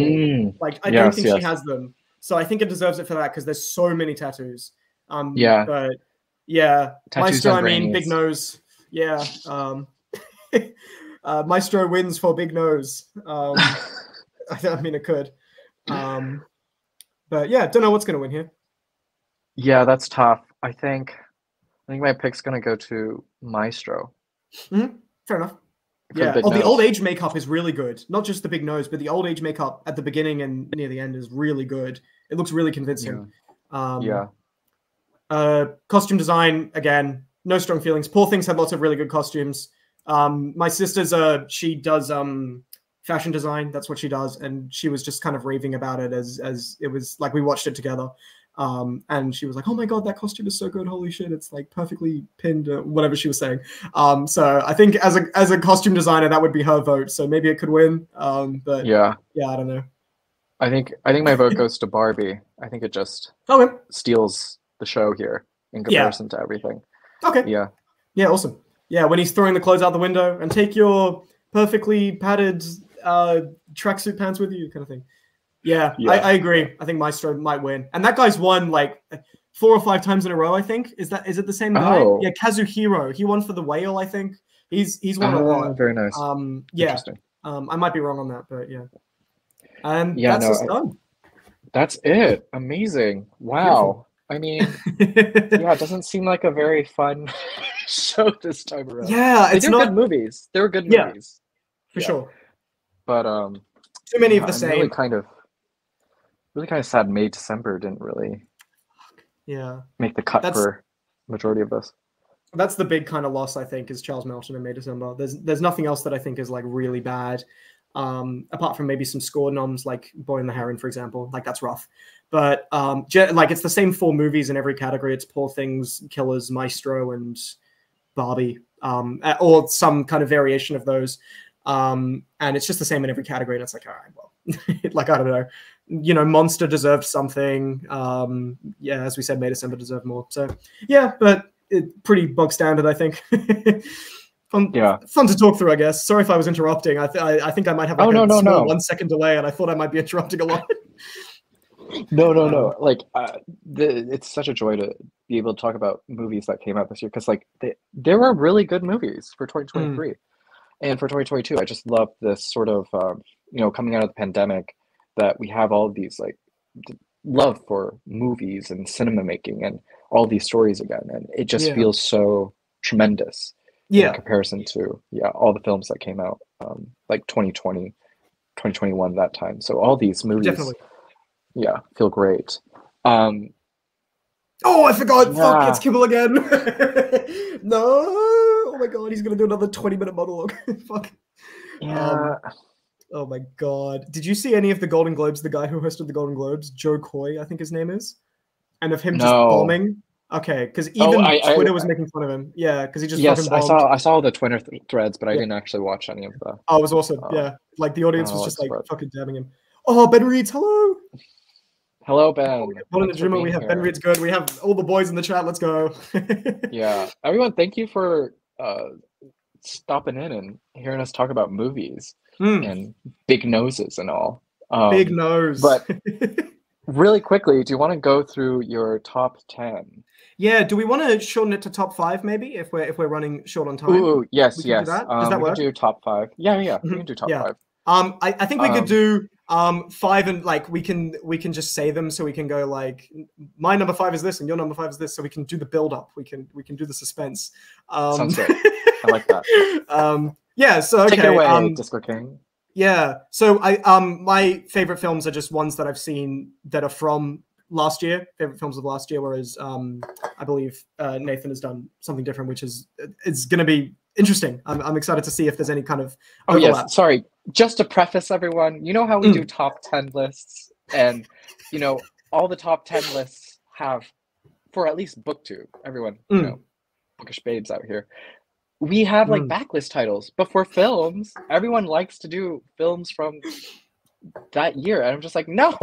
Yeah, backlist. Love to the backlist. I'm sorry for doing this, for betraying the book fans who know backlists and expect it. But yeah, my number 5 from last year was The Holdovers. We talked about it a little bit already. Really love it. Really sensitive. Really good. I've only seen it once. Want to see it again. But yeah, Giamatti crushed it. Really good dialogue that comes across as being really good when it doesn't necessarily seem that way on the paper because of the directing and the acting and so on. I think it's really strong in that way. Whereas some of these other screenplays are really showy on the page, like Oppenheimer. I think The Holdovers got changed a lot by Alexander Payne and it got made into something better. So yeah, big fan. How about you? Yeah, no, we'll say that I think it's just so subdued, and the way that it just speaks to 80s movies and still has that like same feel, same vibe through cinematography, the film camera, and it just is so precious. I think my new favorite Christmas movie. Awesome. Hell yeah. I haven't considered it a Christmas movie. I'm going to keep that in mind. I always think like I don't want to watch like the usual Christmas movie. I love non-conventional Christmas movies. Like Carol. Carol's my favorite Christmas movie. That's so good. That's great. That's a good pick. Yeah, Yeah. But that's a for good my question number for you. 5, I have Anatomy of a Fall. Nice. Yeah, just in terms of, again, just really good writing and Hmm. had me at the edge of my seat in terms of creating a courtroom drama that, for the most part, they really do bore me. Hmm. And that's because the strength is in the writing and it shows up here. There's really good ways of how it's very spitfire and you really don't know what the truth is. And this entire Mm. time you want to know the truth, but there are so many good sides, strengthful sides to each side of the story that you really don't know what to believe until Hmm. the end of the film. So that's Yeah. number 5.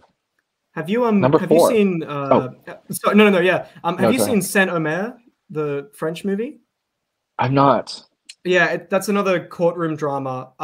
It's quite similar to Anatomy of a Fall now that I think about it, and I also think it's something that you'd really like, just from our conversation. It's like Okay. I'm trying to remember. I remember really liking it. It's about the trial of a woman who left. I think she was a nanny and she left a baby on a beach or something. No, she was a mother. She left her baby on the beach to be drowned, and then she's on trial. And it's about the woman watching the trial and seeing how it impacts her own life, kind of thing. She's trying to write a retelling of a myth, I think, or something like that. It's been a while since I've seen it, but I remember really liking it, and it's quite similar to Anatomy of a Fall, just in terms of it being a courtroom drama, how it preserves, how it how it like moves, like the pacing of it is quite similar. I think it reveals things slowly over time. Um, yeah, that's actually a good way of putting it. I haven't really considered it like that actually. Yeah. Yeah, that's a good way of putting it. I didn't think of that. Yeah. Yeah, but Makes you definitely, yeah. question though, like, are we after the truth ever then? Yeah, yeah, it's a good question for Yeah. sure. And And I what is think Anatomy of honesty? a Fall hits that for sure. And especially the piece that the kind of character finds at the end when they just kind of fall asleep with the dog. And it's like, well, okay, as long as these two are kind of going to be okay, then the rest of it is kind of for everyone else to decide, I guess. I don't know. Like they've kind of, it seems like at the end the boy and the mother have kind of reconciled and they're both aware that what happened was perhaps an accident or something like that, or at least they're kind of comfortable with each other. So yeah, Yeah. it's a good movie for sure. Mhm. My number 4 is Perfect Days. Love it. I will say the ending of the movie is, and when you see the movie, you might get what I mean. I feel like the ending of the movie kind of implies something about, like, the ending implies something that I don't like because it feels like it's kind of antithetical to the rest of the movie. It involves him crying, and I don't. I think what it's implying is something that, like, it implies a kind of nihilism that I think the rest of the movie isn't quite hitting, or it's implying something deeper that I missed. But it felt like throughout the movie, it's doing something very whimsical and earnest and kind of it's got like a real sort of Buddhist mentality to it. And then at the end, it feels like it kind of like maybe either intentionally subverts that or implies something that I just got wrong.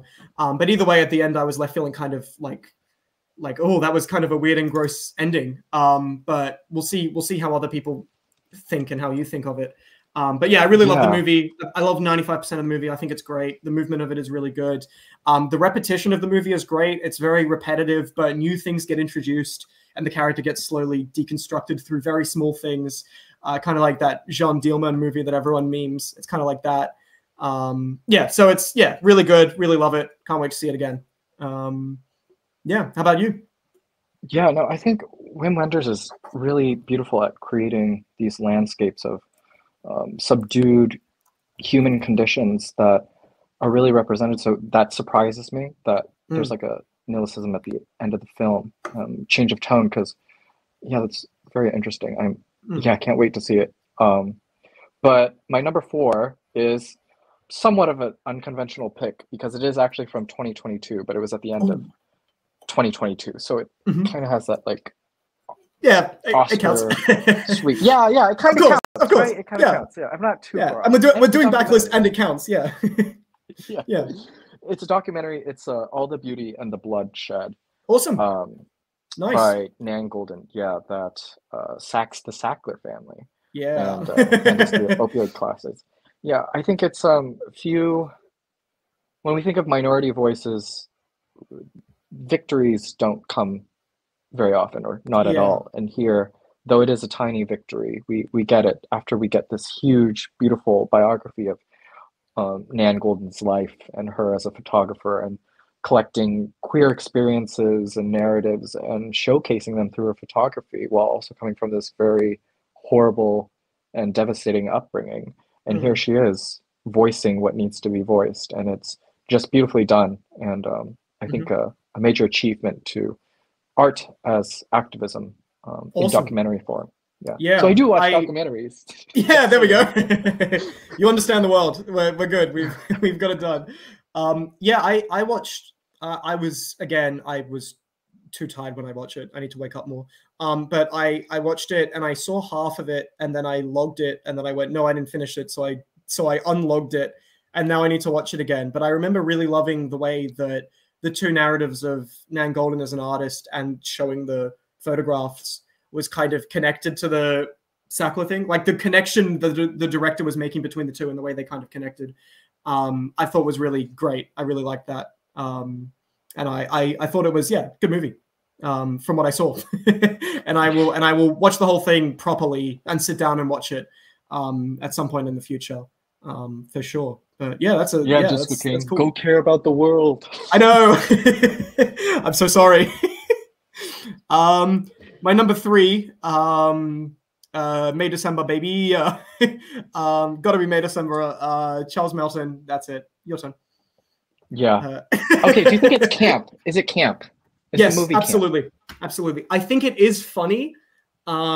Like I do find it funny for like 90% of it. It's at the end where it gets darker, but it still gets darker in a campy way.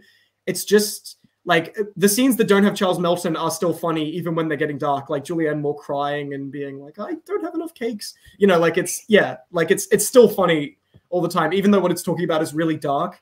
I think I respect and find the camp funnier because it is so dark. Like I just respect the swing for the fences like that. Yeah. And I think that's why I like the movie more. I liked it more on a second watch. It came together more for me.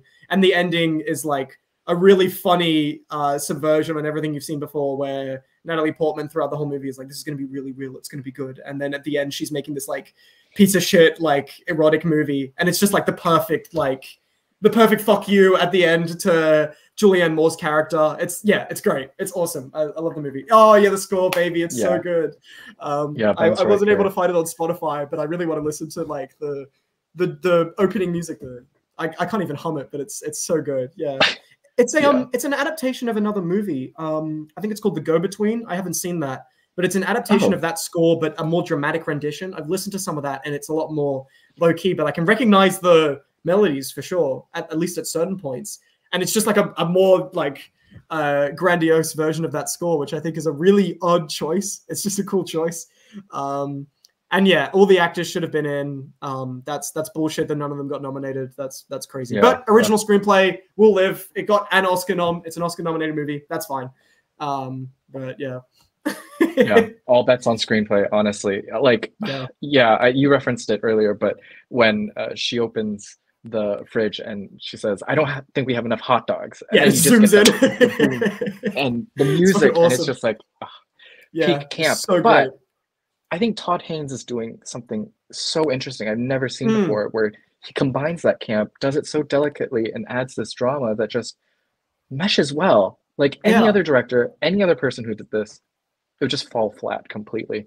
But Mm, it's done delicately here and pays tribute to such good melodrama and camp yeah. that, yeah, makes it work 100%. It doesn't feel like it's Yeah. mocking the concept of a melodrama while it does it. It doesn't feel like it's using that as like melodramas suck and this is like an ironic take. It still feels like because I've heard people say that his Far From Heaven movie is like a melodrama and it's um like unironic, I guess. Like it's an unironic melodrama where Julianne Moore is very dramatic and it's crazy. And but I haven't seen the movie. I remember Carol being played really straight. And it's been a while since I've seen that movie, and I like Carol a lot. But I love seeing Todd Haynes do comedy now. I think that's awesome. I think that his choices for comedy are like music and like weird directing choices. Like the scene when they're in the scene where they're in the dress shop and it's like a mirror shot and it's like way too complicated. It's like Julianne Moore is replicated, and then the daughter walks in one way, but the mirror shows are coming in through the other, and it's like just way too complicated for no reason. And I just find that really funny as well. Yeah, is Todd Haynes gay? Yes. He is? Okay. Yeah. Yeah.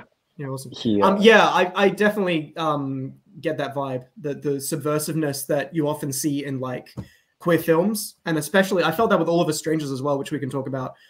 Where even though that movie is a straight drama, there is still like a real subversiveness and like a playing with sort of dreamlike environments, and I feel like that kind of subversiveness that I recognize from some of the like pioneer queer directors is still there in that movie in May December. Now like that makes sense now, because I thought he was gay, but I hadn't checked. Like I thought from Carol and some of his interviews that he might be, but I didn't look in his wiki or anything. Yeah. And it just kind of like I love that the way he's telling the story is through this ridiculous camp. Like it's no one else would have thought to do that. And even from the screenplay, you don't even really think to do that. I don't know. I've read the screenplay and I was like, someone could play this straight. It could be done. But yeah.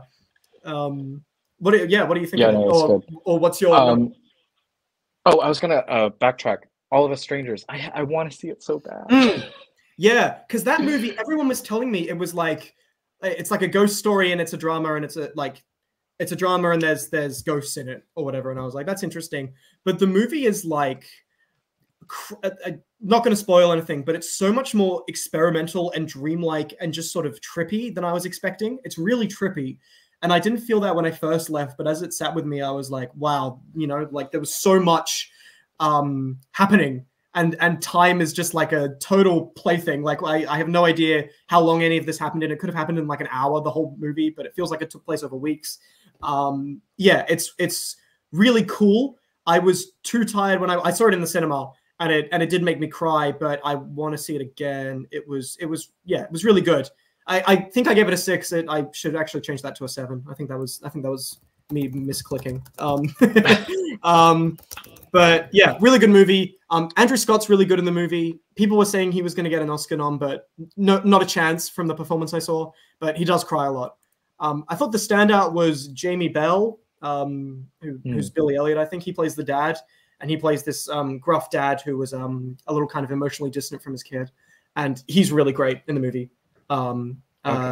Yeah, so yeah, you should definitely watch it. I'm sure you have plans to. I really like Andrew High. I've only known him for Weekend from 2011, but it's a very quiet queer coming of age story about just two men. It's a really quiet, muted film.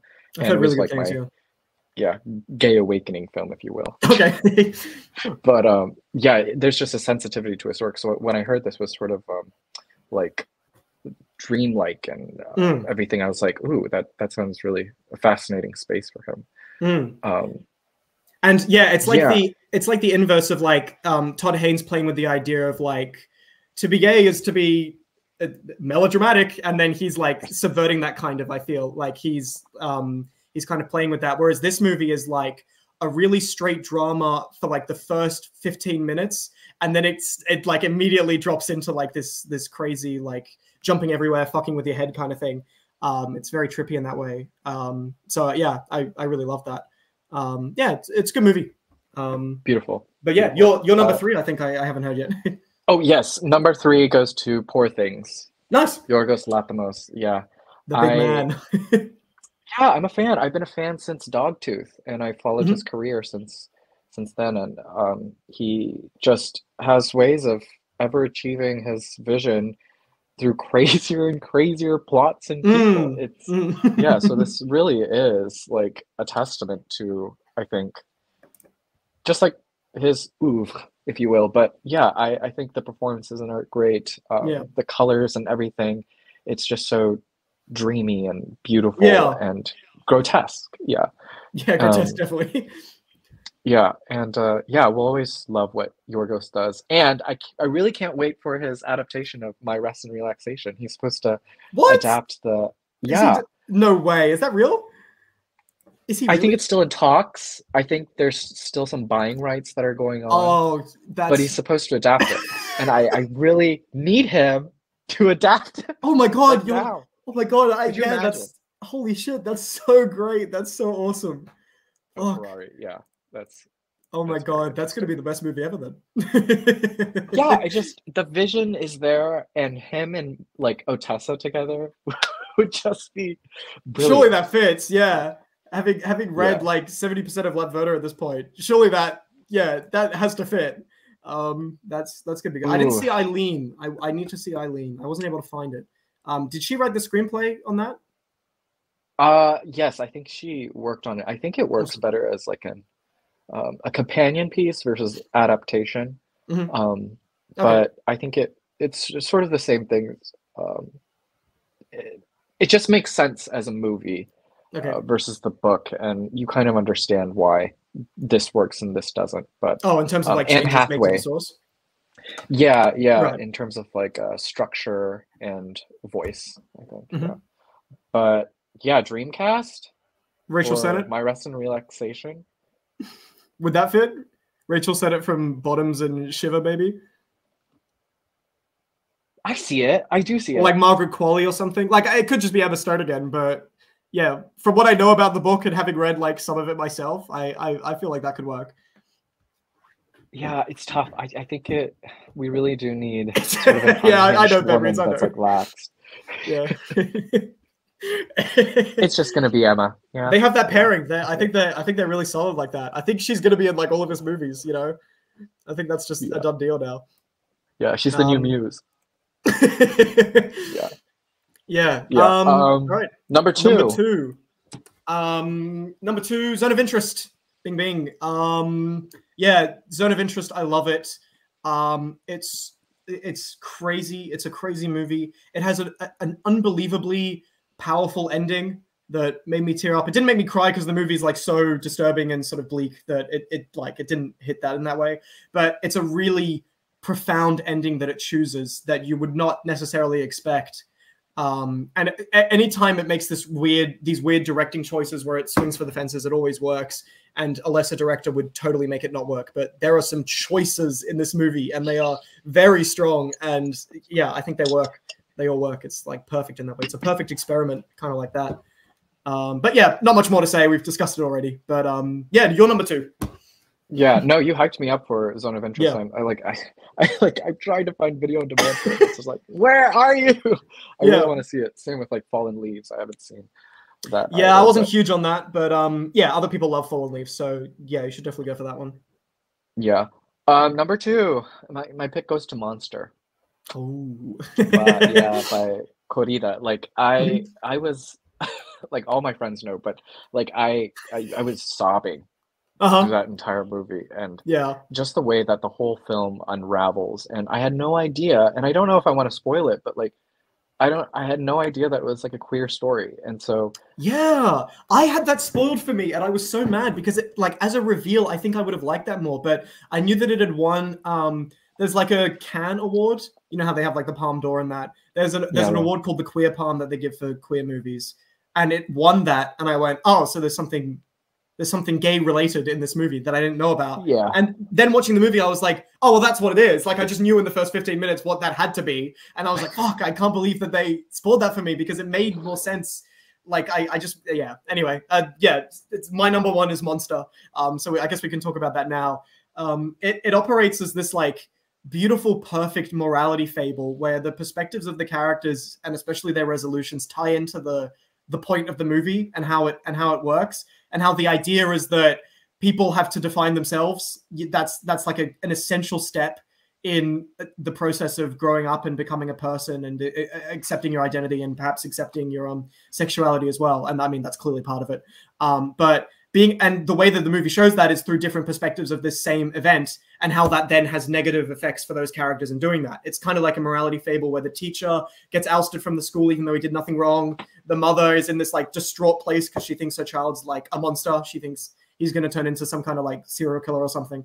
And in reality, the truth is much sweeter and more earnest than that. And it's the fact that they weren't able to see that is the part of the morality fable, that if they had just talked to these people as kids and tried to understand them, then that would have solved all their problems. And then there's that scene with the principal where she kind of does do that. And she says, if you can't tell anyone, then blow it away. And they blow in the instruments. And that was the bit that got me initially because it was like the perfect culmination of the theme. And I think it has this timeless quality, and a lot of that is because of the music, because the music is so fucking good.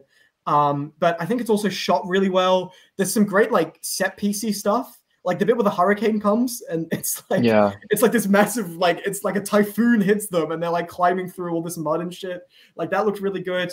There's lots of really great choices for shots. One that stuck in my head is the bit when it's like when the teacher and the parent come across the camper van that they're in, and they're like robbing the window at the top, and they're like trying to rub the mud off so they can see inside, and the shot just holds for like 30-40 seconds, and it's this perfect metaphor for like trying to get through, trying to see what's happening, trying to understand them, and I just love that it holds there. And yeah, it's just fantastic. Anyway, yeah, you talk about it. No, yeah, I could go on and on about it, but like the entire time it is that morality tale, but also like you're pointing finger, you're so busy pointing fingers at like who the monster is through like the first half of the film, and you are trying to figure out like is he the monster? Is she the monster? Is it the principal? Is it the teacher? Is it the mother? Is it the boy? And you realize that perhaps there's a monster in all of us. Perhaps we aren't born clean slates, and it does become this beautiful morality. But then, yeah, I think Korida does this beautiful thing with characters. He always has this thing with like unconventional families and relationships and forming friendships that I love that he consistently explores that, especially for Japan too, because in Japan you don't really get these sort of narratives at all. So he really pays tribute to all of these sort of minority tales in terms of family and how we form family. And yeah, the way that it unravels to this beautiful friendship, it's just so tender and sweet. And I think we have to go offline because I need to talk to you about the ending and what you think about what actually is. I love the ending. Not, but I fucking love the ending. Because the ending is delightfully inconclusive. I think that's great in that way. I think that there's like some legit masterful directing with regards to how time is shown. So for example, like one point that I remember a lot is a scene when the mother is watching the teacher being led away by a kid. If you remember, like like it's in the background when they're at the school, and the teacher is being led away by the hand by a kid, and she's looking at that and she's like staring in horror as she's walking up the stairs, and it's just like this really memorable shot. And then when that gets called back later from the teacher's perspective, and you see him walk in, you know that it's the same point because of the weirdness and the significance of the shot from the mother's perspective. It helps you remember because of the choices that Koreeda is making and making that moment significant in a different timeline. You know, like the moment is significant for one timeline, but because of the shot that he chooses in a different timeline, you can do the crossover and you can like patch the timeline up in your head. It's really smart in that way, I think. And I want to watch the movie again to pick all that up. I really have like no flaws with it at all. I just love it. The music is like, it's from his last 3 albums. Ryuichi Sakamoto. Ryuichi Sakamoto, Fuck.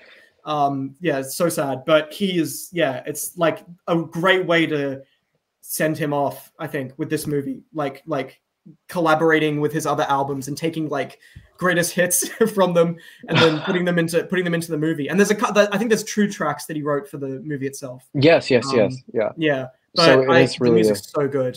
And it's so a lot of the music has like this consistent pace. It's like a consistent piano, like dun, dun, dun, dun. And then there'll be just like random notes that jump in that I'm thinking of one tune in particular.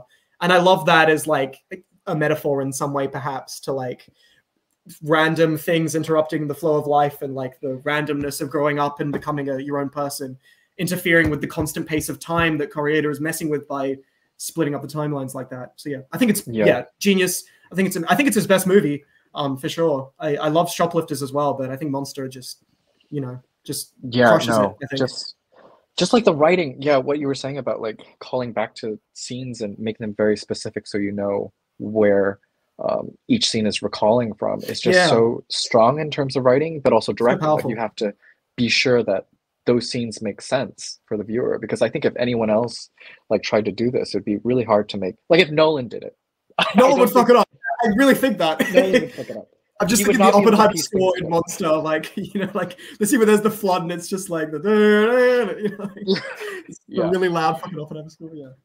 But there's like the sincerity and the sensitivity and gentleness of it, and with the score too, that just It's just very meticulously and carefully done in terms of creating a beautiful story. But the fact that yeah. he didn't write it is crazy to me.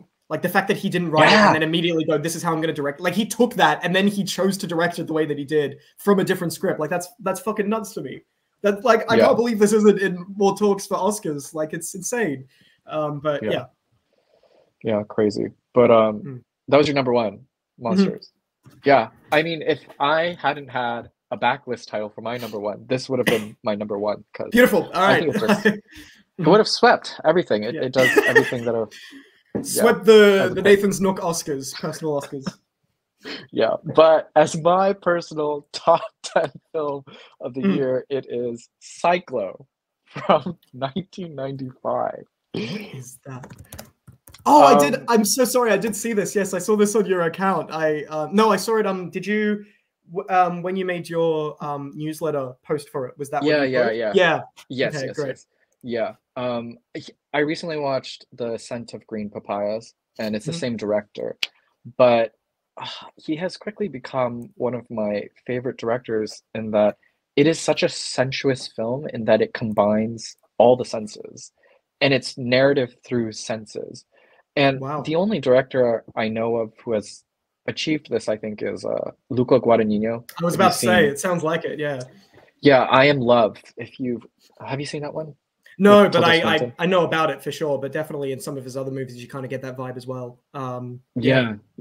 But think of that, but just senses just driving the entire narrative of the film. Like very little people talking, and it's just the senses that really drive the film. And it does surround this story about a kid who is trying to make ends meet to support his family, joining gangs, theft, all of this, and getting into a lot of violence. But it's just so I feel like Vietnamese narratives have been really hard to represent, especially when you think of like the 70s and 80s, Good Morning Vietnam, Rambo, just all these films that have Vietnam painted in this really terrible way, but you have these very sensitive films that bring out the Vietnamese voice, and it's just so beautifully done. And it's a hard thing to do, to represent a culture through senses like that, and it just brought so many different nostalgic points for me. And histories of my own growing. So it is beautiful the way he does that sounds great. I'm so sad. Yeah, but I'm so sad that I only have like one film of his left that's Vietnamese, and then that's it. And he has a very small filmography, but he did make a film last year actually that I'm surprised didn't. The Taste of Things. Noms. France submitted that over Anatomy of a Fall, and then it didn't get nominated. So France kind of got fucked in that way. That's all I know about that movie. I hear it's good. It won Best Director at Cannes or something like that. But yeah, so I know of him. How do you pronounce his name? It's Dan Anh Huong. Right. But quite a little difficult to pronounce. But French Vietnamese, and I love his Viet pride. It's strong. Awesome. I'm gonna add that to my list. That sounds awesome. Yeah. But yeah, that's my top pick. Great. It's a beautiful film. That sounds great. From here, I reckon we have three options. We can either end it here, talk really quick about books, or talk really quick about Saltburn. And I want to leave the choice up to you. Okay, you know what? Let's just make it 2 hours. It's gonna be a 2-hour live. Yeah, fuck it. We have 7 minutes. 7 minutes. I think we can do 2 minutes on Saltburn. Yes. And then talk about books real quick. Right? I think we got time. So all right. my little cum drinker Barry. Yeah, I don't know. I think I hated it. It was really, really funny, and I don't know if it was funny all the time. When it was trying to be funny, it was like I couldn't stand it. But when it wasn't trying to be funny, it was trying to be serious. Like I think when they're all at the dinner table crying, I was just like scream laughing. I thought it was so funny. But I don't. With this director and with Promising Young Woman as well, I don't know what's meant to be funny, and I find that really hard sometimes. And Saltburn was like the key pinnacle example of that to me. It was just like, is this funny?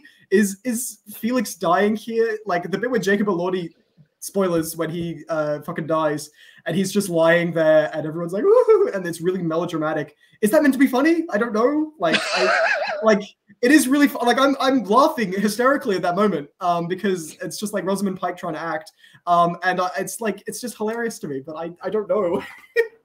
Yeah, and the thing is, that's not camp. I think it's no, just it's not. bad. That's a great It's point. not Actually, camp. that ties It's in. just bad. Yeah, maybe let's go solve that. Yeah, I'm sorry. Saltburn constructively is not a very good film. It's not, but it is fun. And It is. I forgive. I had a blast. I'm not gonna lie. I had an absolute blast watching it. Yeah, Yes, but leave is us it? cynical. Because when it's trying to be funny, the humor, like I was trying to piece together, it was like a great mystery to me of piecing together what the director found funny. And it was like at the end when he's like got his cock out and he's dancing to Murder on the Dance Floor, and it's like, aha, whatever, haha, funny because he's naked.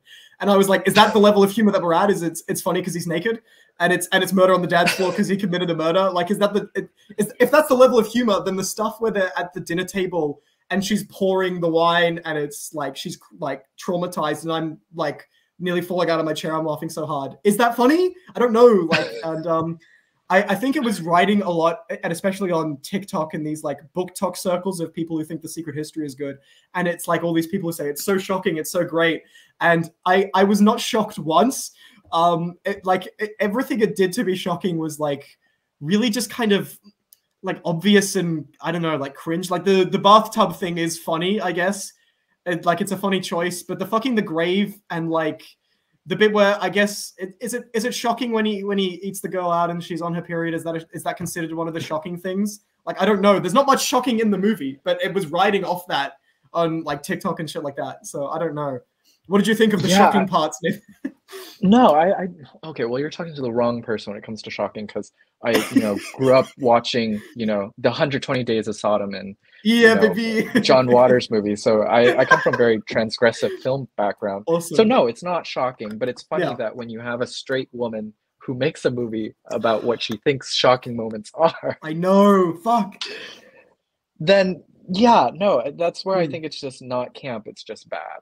It's just bad, yeah. Did you like the movie overall? Like in terms of like as an experience, did you enjoy your experience watching it? Yeah, coming from, really big Tumblr background as well, it's just a very aesthetic pleasing movie, and all the aesthetics fed me. Yeah, so yeah, I had fun. It's the surprises that it tries to make in the end with all of the deaths, if you will. Yeah, not surprising at all in where the direction of the film was taking. I was not surprised. I was not gagged by it at all, but that's where I think she has issues. Yeah. I was not gagged by this movie. 1 star. 1 star. Yeah, personally, constructively, 1 star, but I had too much of a fun time. Jacob Elordi is just beautiful in it. I thought he was really good. The girl in it as well. I forget her name. Yeah. But I thought she was good in it as well. When she wasn't like, I mean, she had to deliver some awful dialogue. Like she had the hardest shit in the movie to make sound good. I think like she was struggling, so I think she did well in that way. I thought Barry Keoghan sucked, and I thought Rosamund Pike was unbearable in it. I was muting when she was on screen. I could not stand her. I just thought that joke was so tired of like, haha, funny, aloof, rich person. It was like so tired, the jokes with her and her being funny, and Carey Mulligan as well. I could not. But then the scenes where they're like, where the characters are getting traumatized and they're like, oh my God, I found funny. So that was the fun stuff. But yeah, but in terms of like the director, it's such a classic second movie scenario where they get too much money and they don't edit their movie. Because I was like, the first 30 minutes of this movie could have been 10 minutes and you wouldn't lose anything. And people were talking about the movie being too long, and they were talking like the middle of the movie. I think it's like the beginning is the best example of that, because it's really self-indulgent about sort of glamorizing this Oxfordy lifestyle and this shit like that. And there's just too much of it. You can just set up the plot and get to the house in 10 minutes. You don't have to have this half an hour of like Jacob Elordi and Barry Keoghan hanging out. Like you can do that at the house. Why did it, like just cut it out? Fuck. And they do it at the house. They do hang out at the house. So I'm like, well, how much hanging out do we need? Is it like, yeah. No, my review is that anything where I get the opportunity to hate a separate piece by John Knowles, if you've read that book. I had to read it for um, a lit Separate class Place. back in high school. I don't know. But it's basically this queer, baity English novel set in the same like Oxfordian place, and it's so Oh. dull, so Okay. dull. So any reason where I get to like something more than that, I will take. Because that is a shit book. I fucking hate that book, and it's so dumb that I was taught that. Like I Great. think I would have gotten a lot more if I was taught Saltburn. Then this Saltburn in book. English So- classes. Yeah, yeah. But I'm just anyway. imagining my like in Australia we have the HSC paper one, and I imagine opening it and it's just a frame of like Barry Keoghan drinking cum or something. It's like, how does this explore the theme of whatever, you know? Oh man. Fuck. Yeah. Yeah, great movie, love No. it. I gave it like a 3 out of 10. Yeah, love it. Okay. We are at 2 hours. I Yeah. honestly could go for hours more long, but just real quick, what are Mhm. you reading now? Book Oh. intentions, real quick. Yeah, going so I Eating the bookish rearranged my babes here. yeah. I rearranged my I'm trying not to dox myself. I have that shelf over there. And that it's like right opposite the door. It doesn't make sense for it to be there. I have a lot of stuff in my room that I haven't like moved or taken down in a while just because it's just always been there. But that bookshelf I put up recently, and I've put all the books that I'm meaning to read on that. And I just want to finish the bookshelf by the end of the year, and I just want to be really simple with it. So currently, I just finished Heat and Dust, the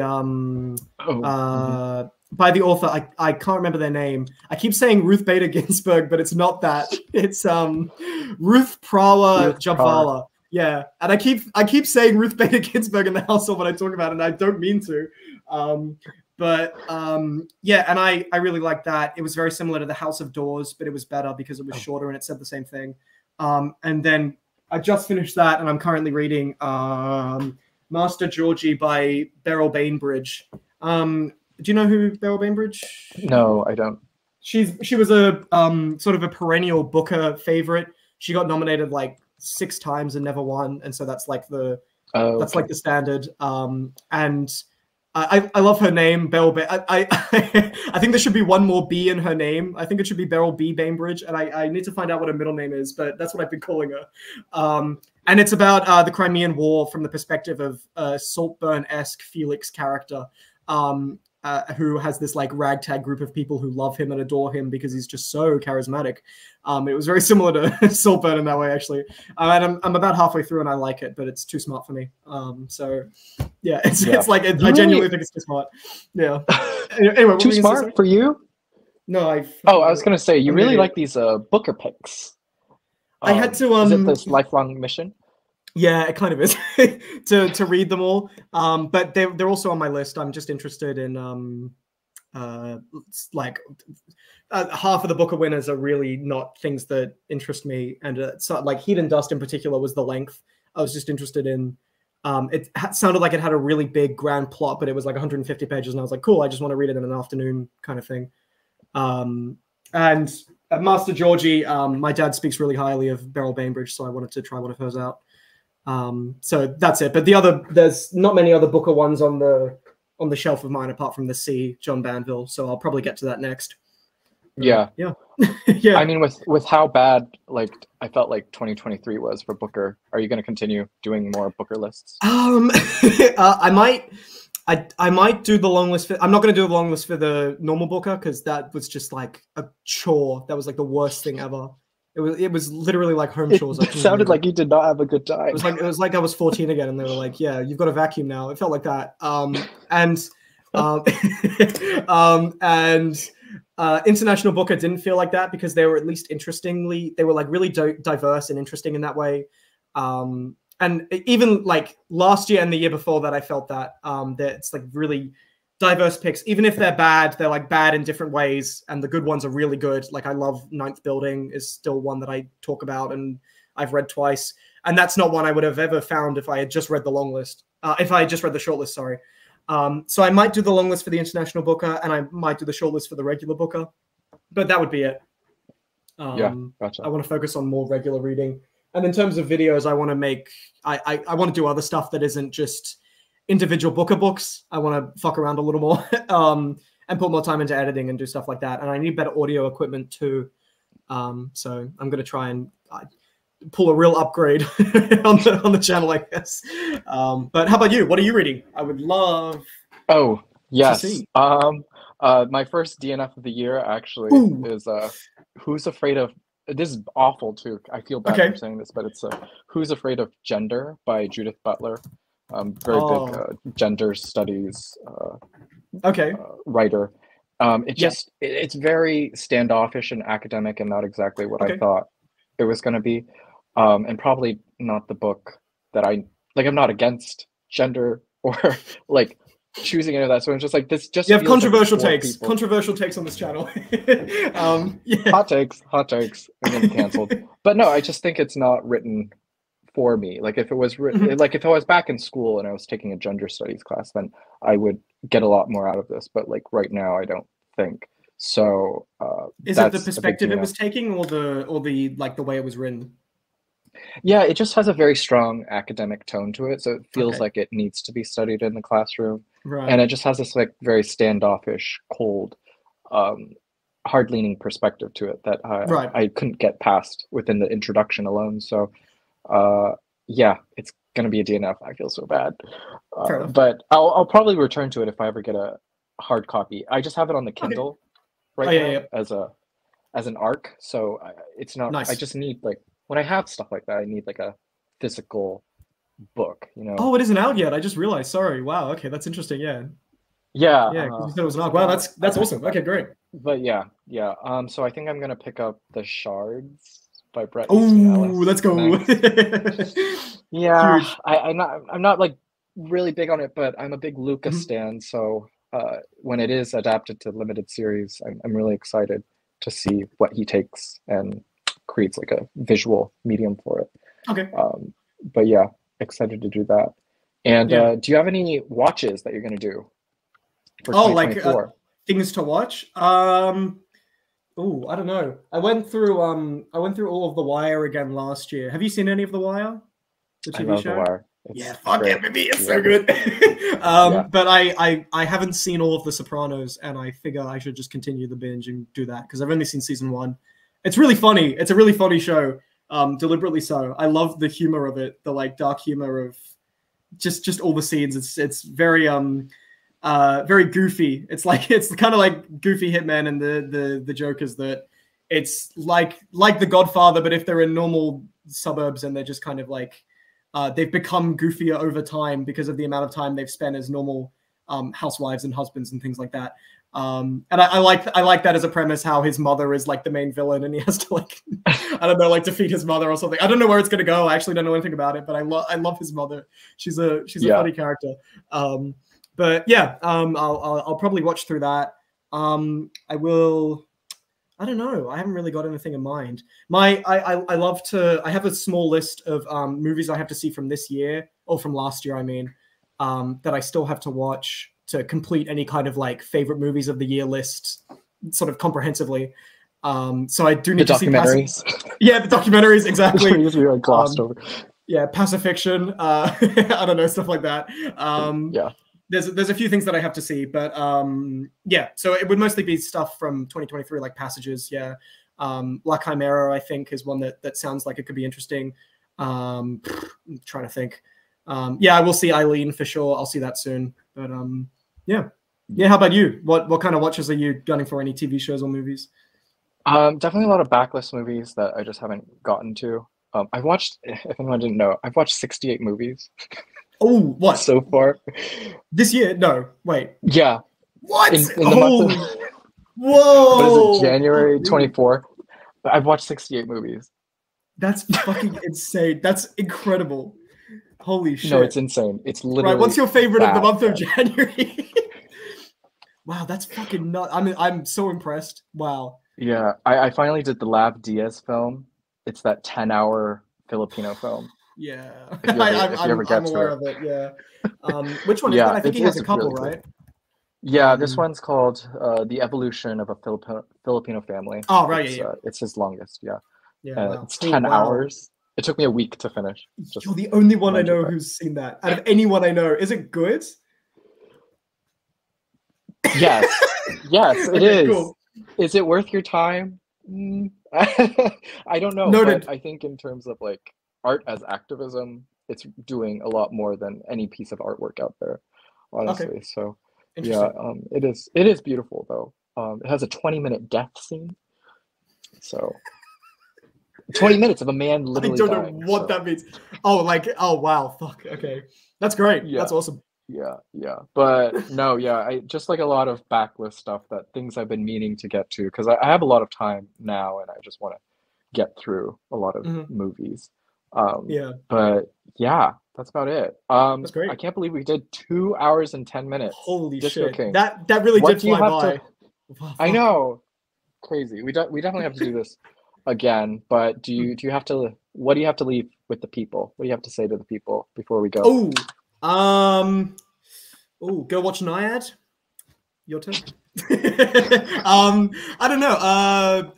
Thank you all for watching. Hello. I haven't been on Nathan's channel before or associated with him, but this has been a lot of fun. I very much enjoyed this. I hope I didn't impose myself too hard in the conversation. I feel like that's something I do occasionally, but I think that went well, right? No, that went fabulous. Everyone, please sub to the Disco King. Also, Oh, I don't think legend. people know your real name. Is it Al? It's It's Alex. Alex. Yeah, it's just Alex. Yeah, yeah. Yes. You can Y'all, call me Mr. King. No, yeah, just Alex. Yeah. Mr. King is fab. Y'all, I think, the best booktuber in terms of creating very succinct content. There's this rapid fireness about the way you're just so relentless about your thoughts on books. And I think we need more of that. They're very strong opinions, but it's not rambly at all. It's very straight to the point, and I love that about Oh, you and your thanks, man. I appreciate content. And it. no, it's really good. Like I find that like other people on here, it takes us, me included, it takes us a while to get to what we want to talk about with books, and it's this like 20-minute ramble about it. But you are just like it's clean cut, straight to the point, and it's good. You're doing good work, Oh, and thanks. I love you for it. Yeah, Yeah. And I but also agree that Nathan's Nook is some of the best Nookish content on the booktube. Yeah, I love your channel. It's fantastic. I love your vlogs. And again, as we said earlier, what you put in your vlogs, your choices of content to talk about is always really great and varied, and I appreciate that a lot. So yeah, thank you. Means a lot. Thank you everybody for watching this 2-hour talk. thank you. Hope Godspeed. you enjoy it. Yeah, Yes. if you made it And to love the you end, all. thank you all. I know, wild. It will be archived for all your viewing pleasures, so you can watch it back. And yeah, everyone, thank you for coming, and thank you again, Alex, for doing this. Thank you so much. We'll do Can't wait more to be in the cancelled future. in 5 years for this. Thank you. I'm sure. I don't. Cancel now. Cancel now. Cancel now. But Go right now. yeah, yeah. Yeah. Thank you, everybody, for coming. Love y'all. Bye. Bye.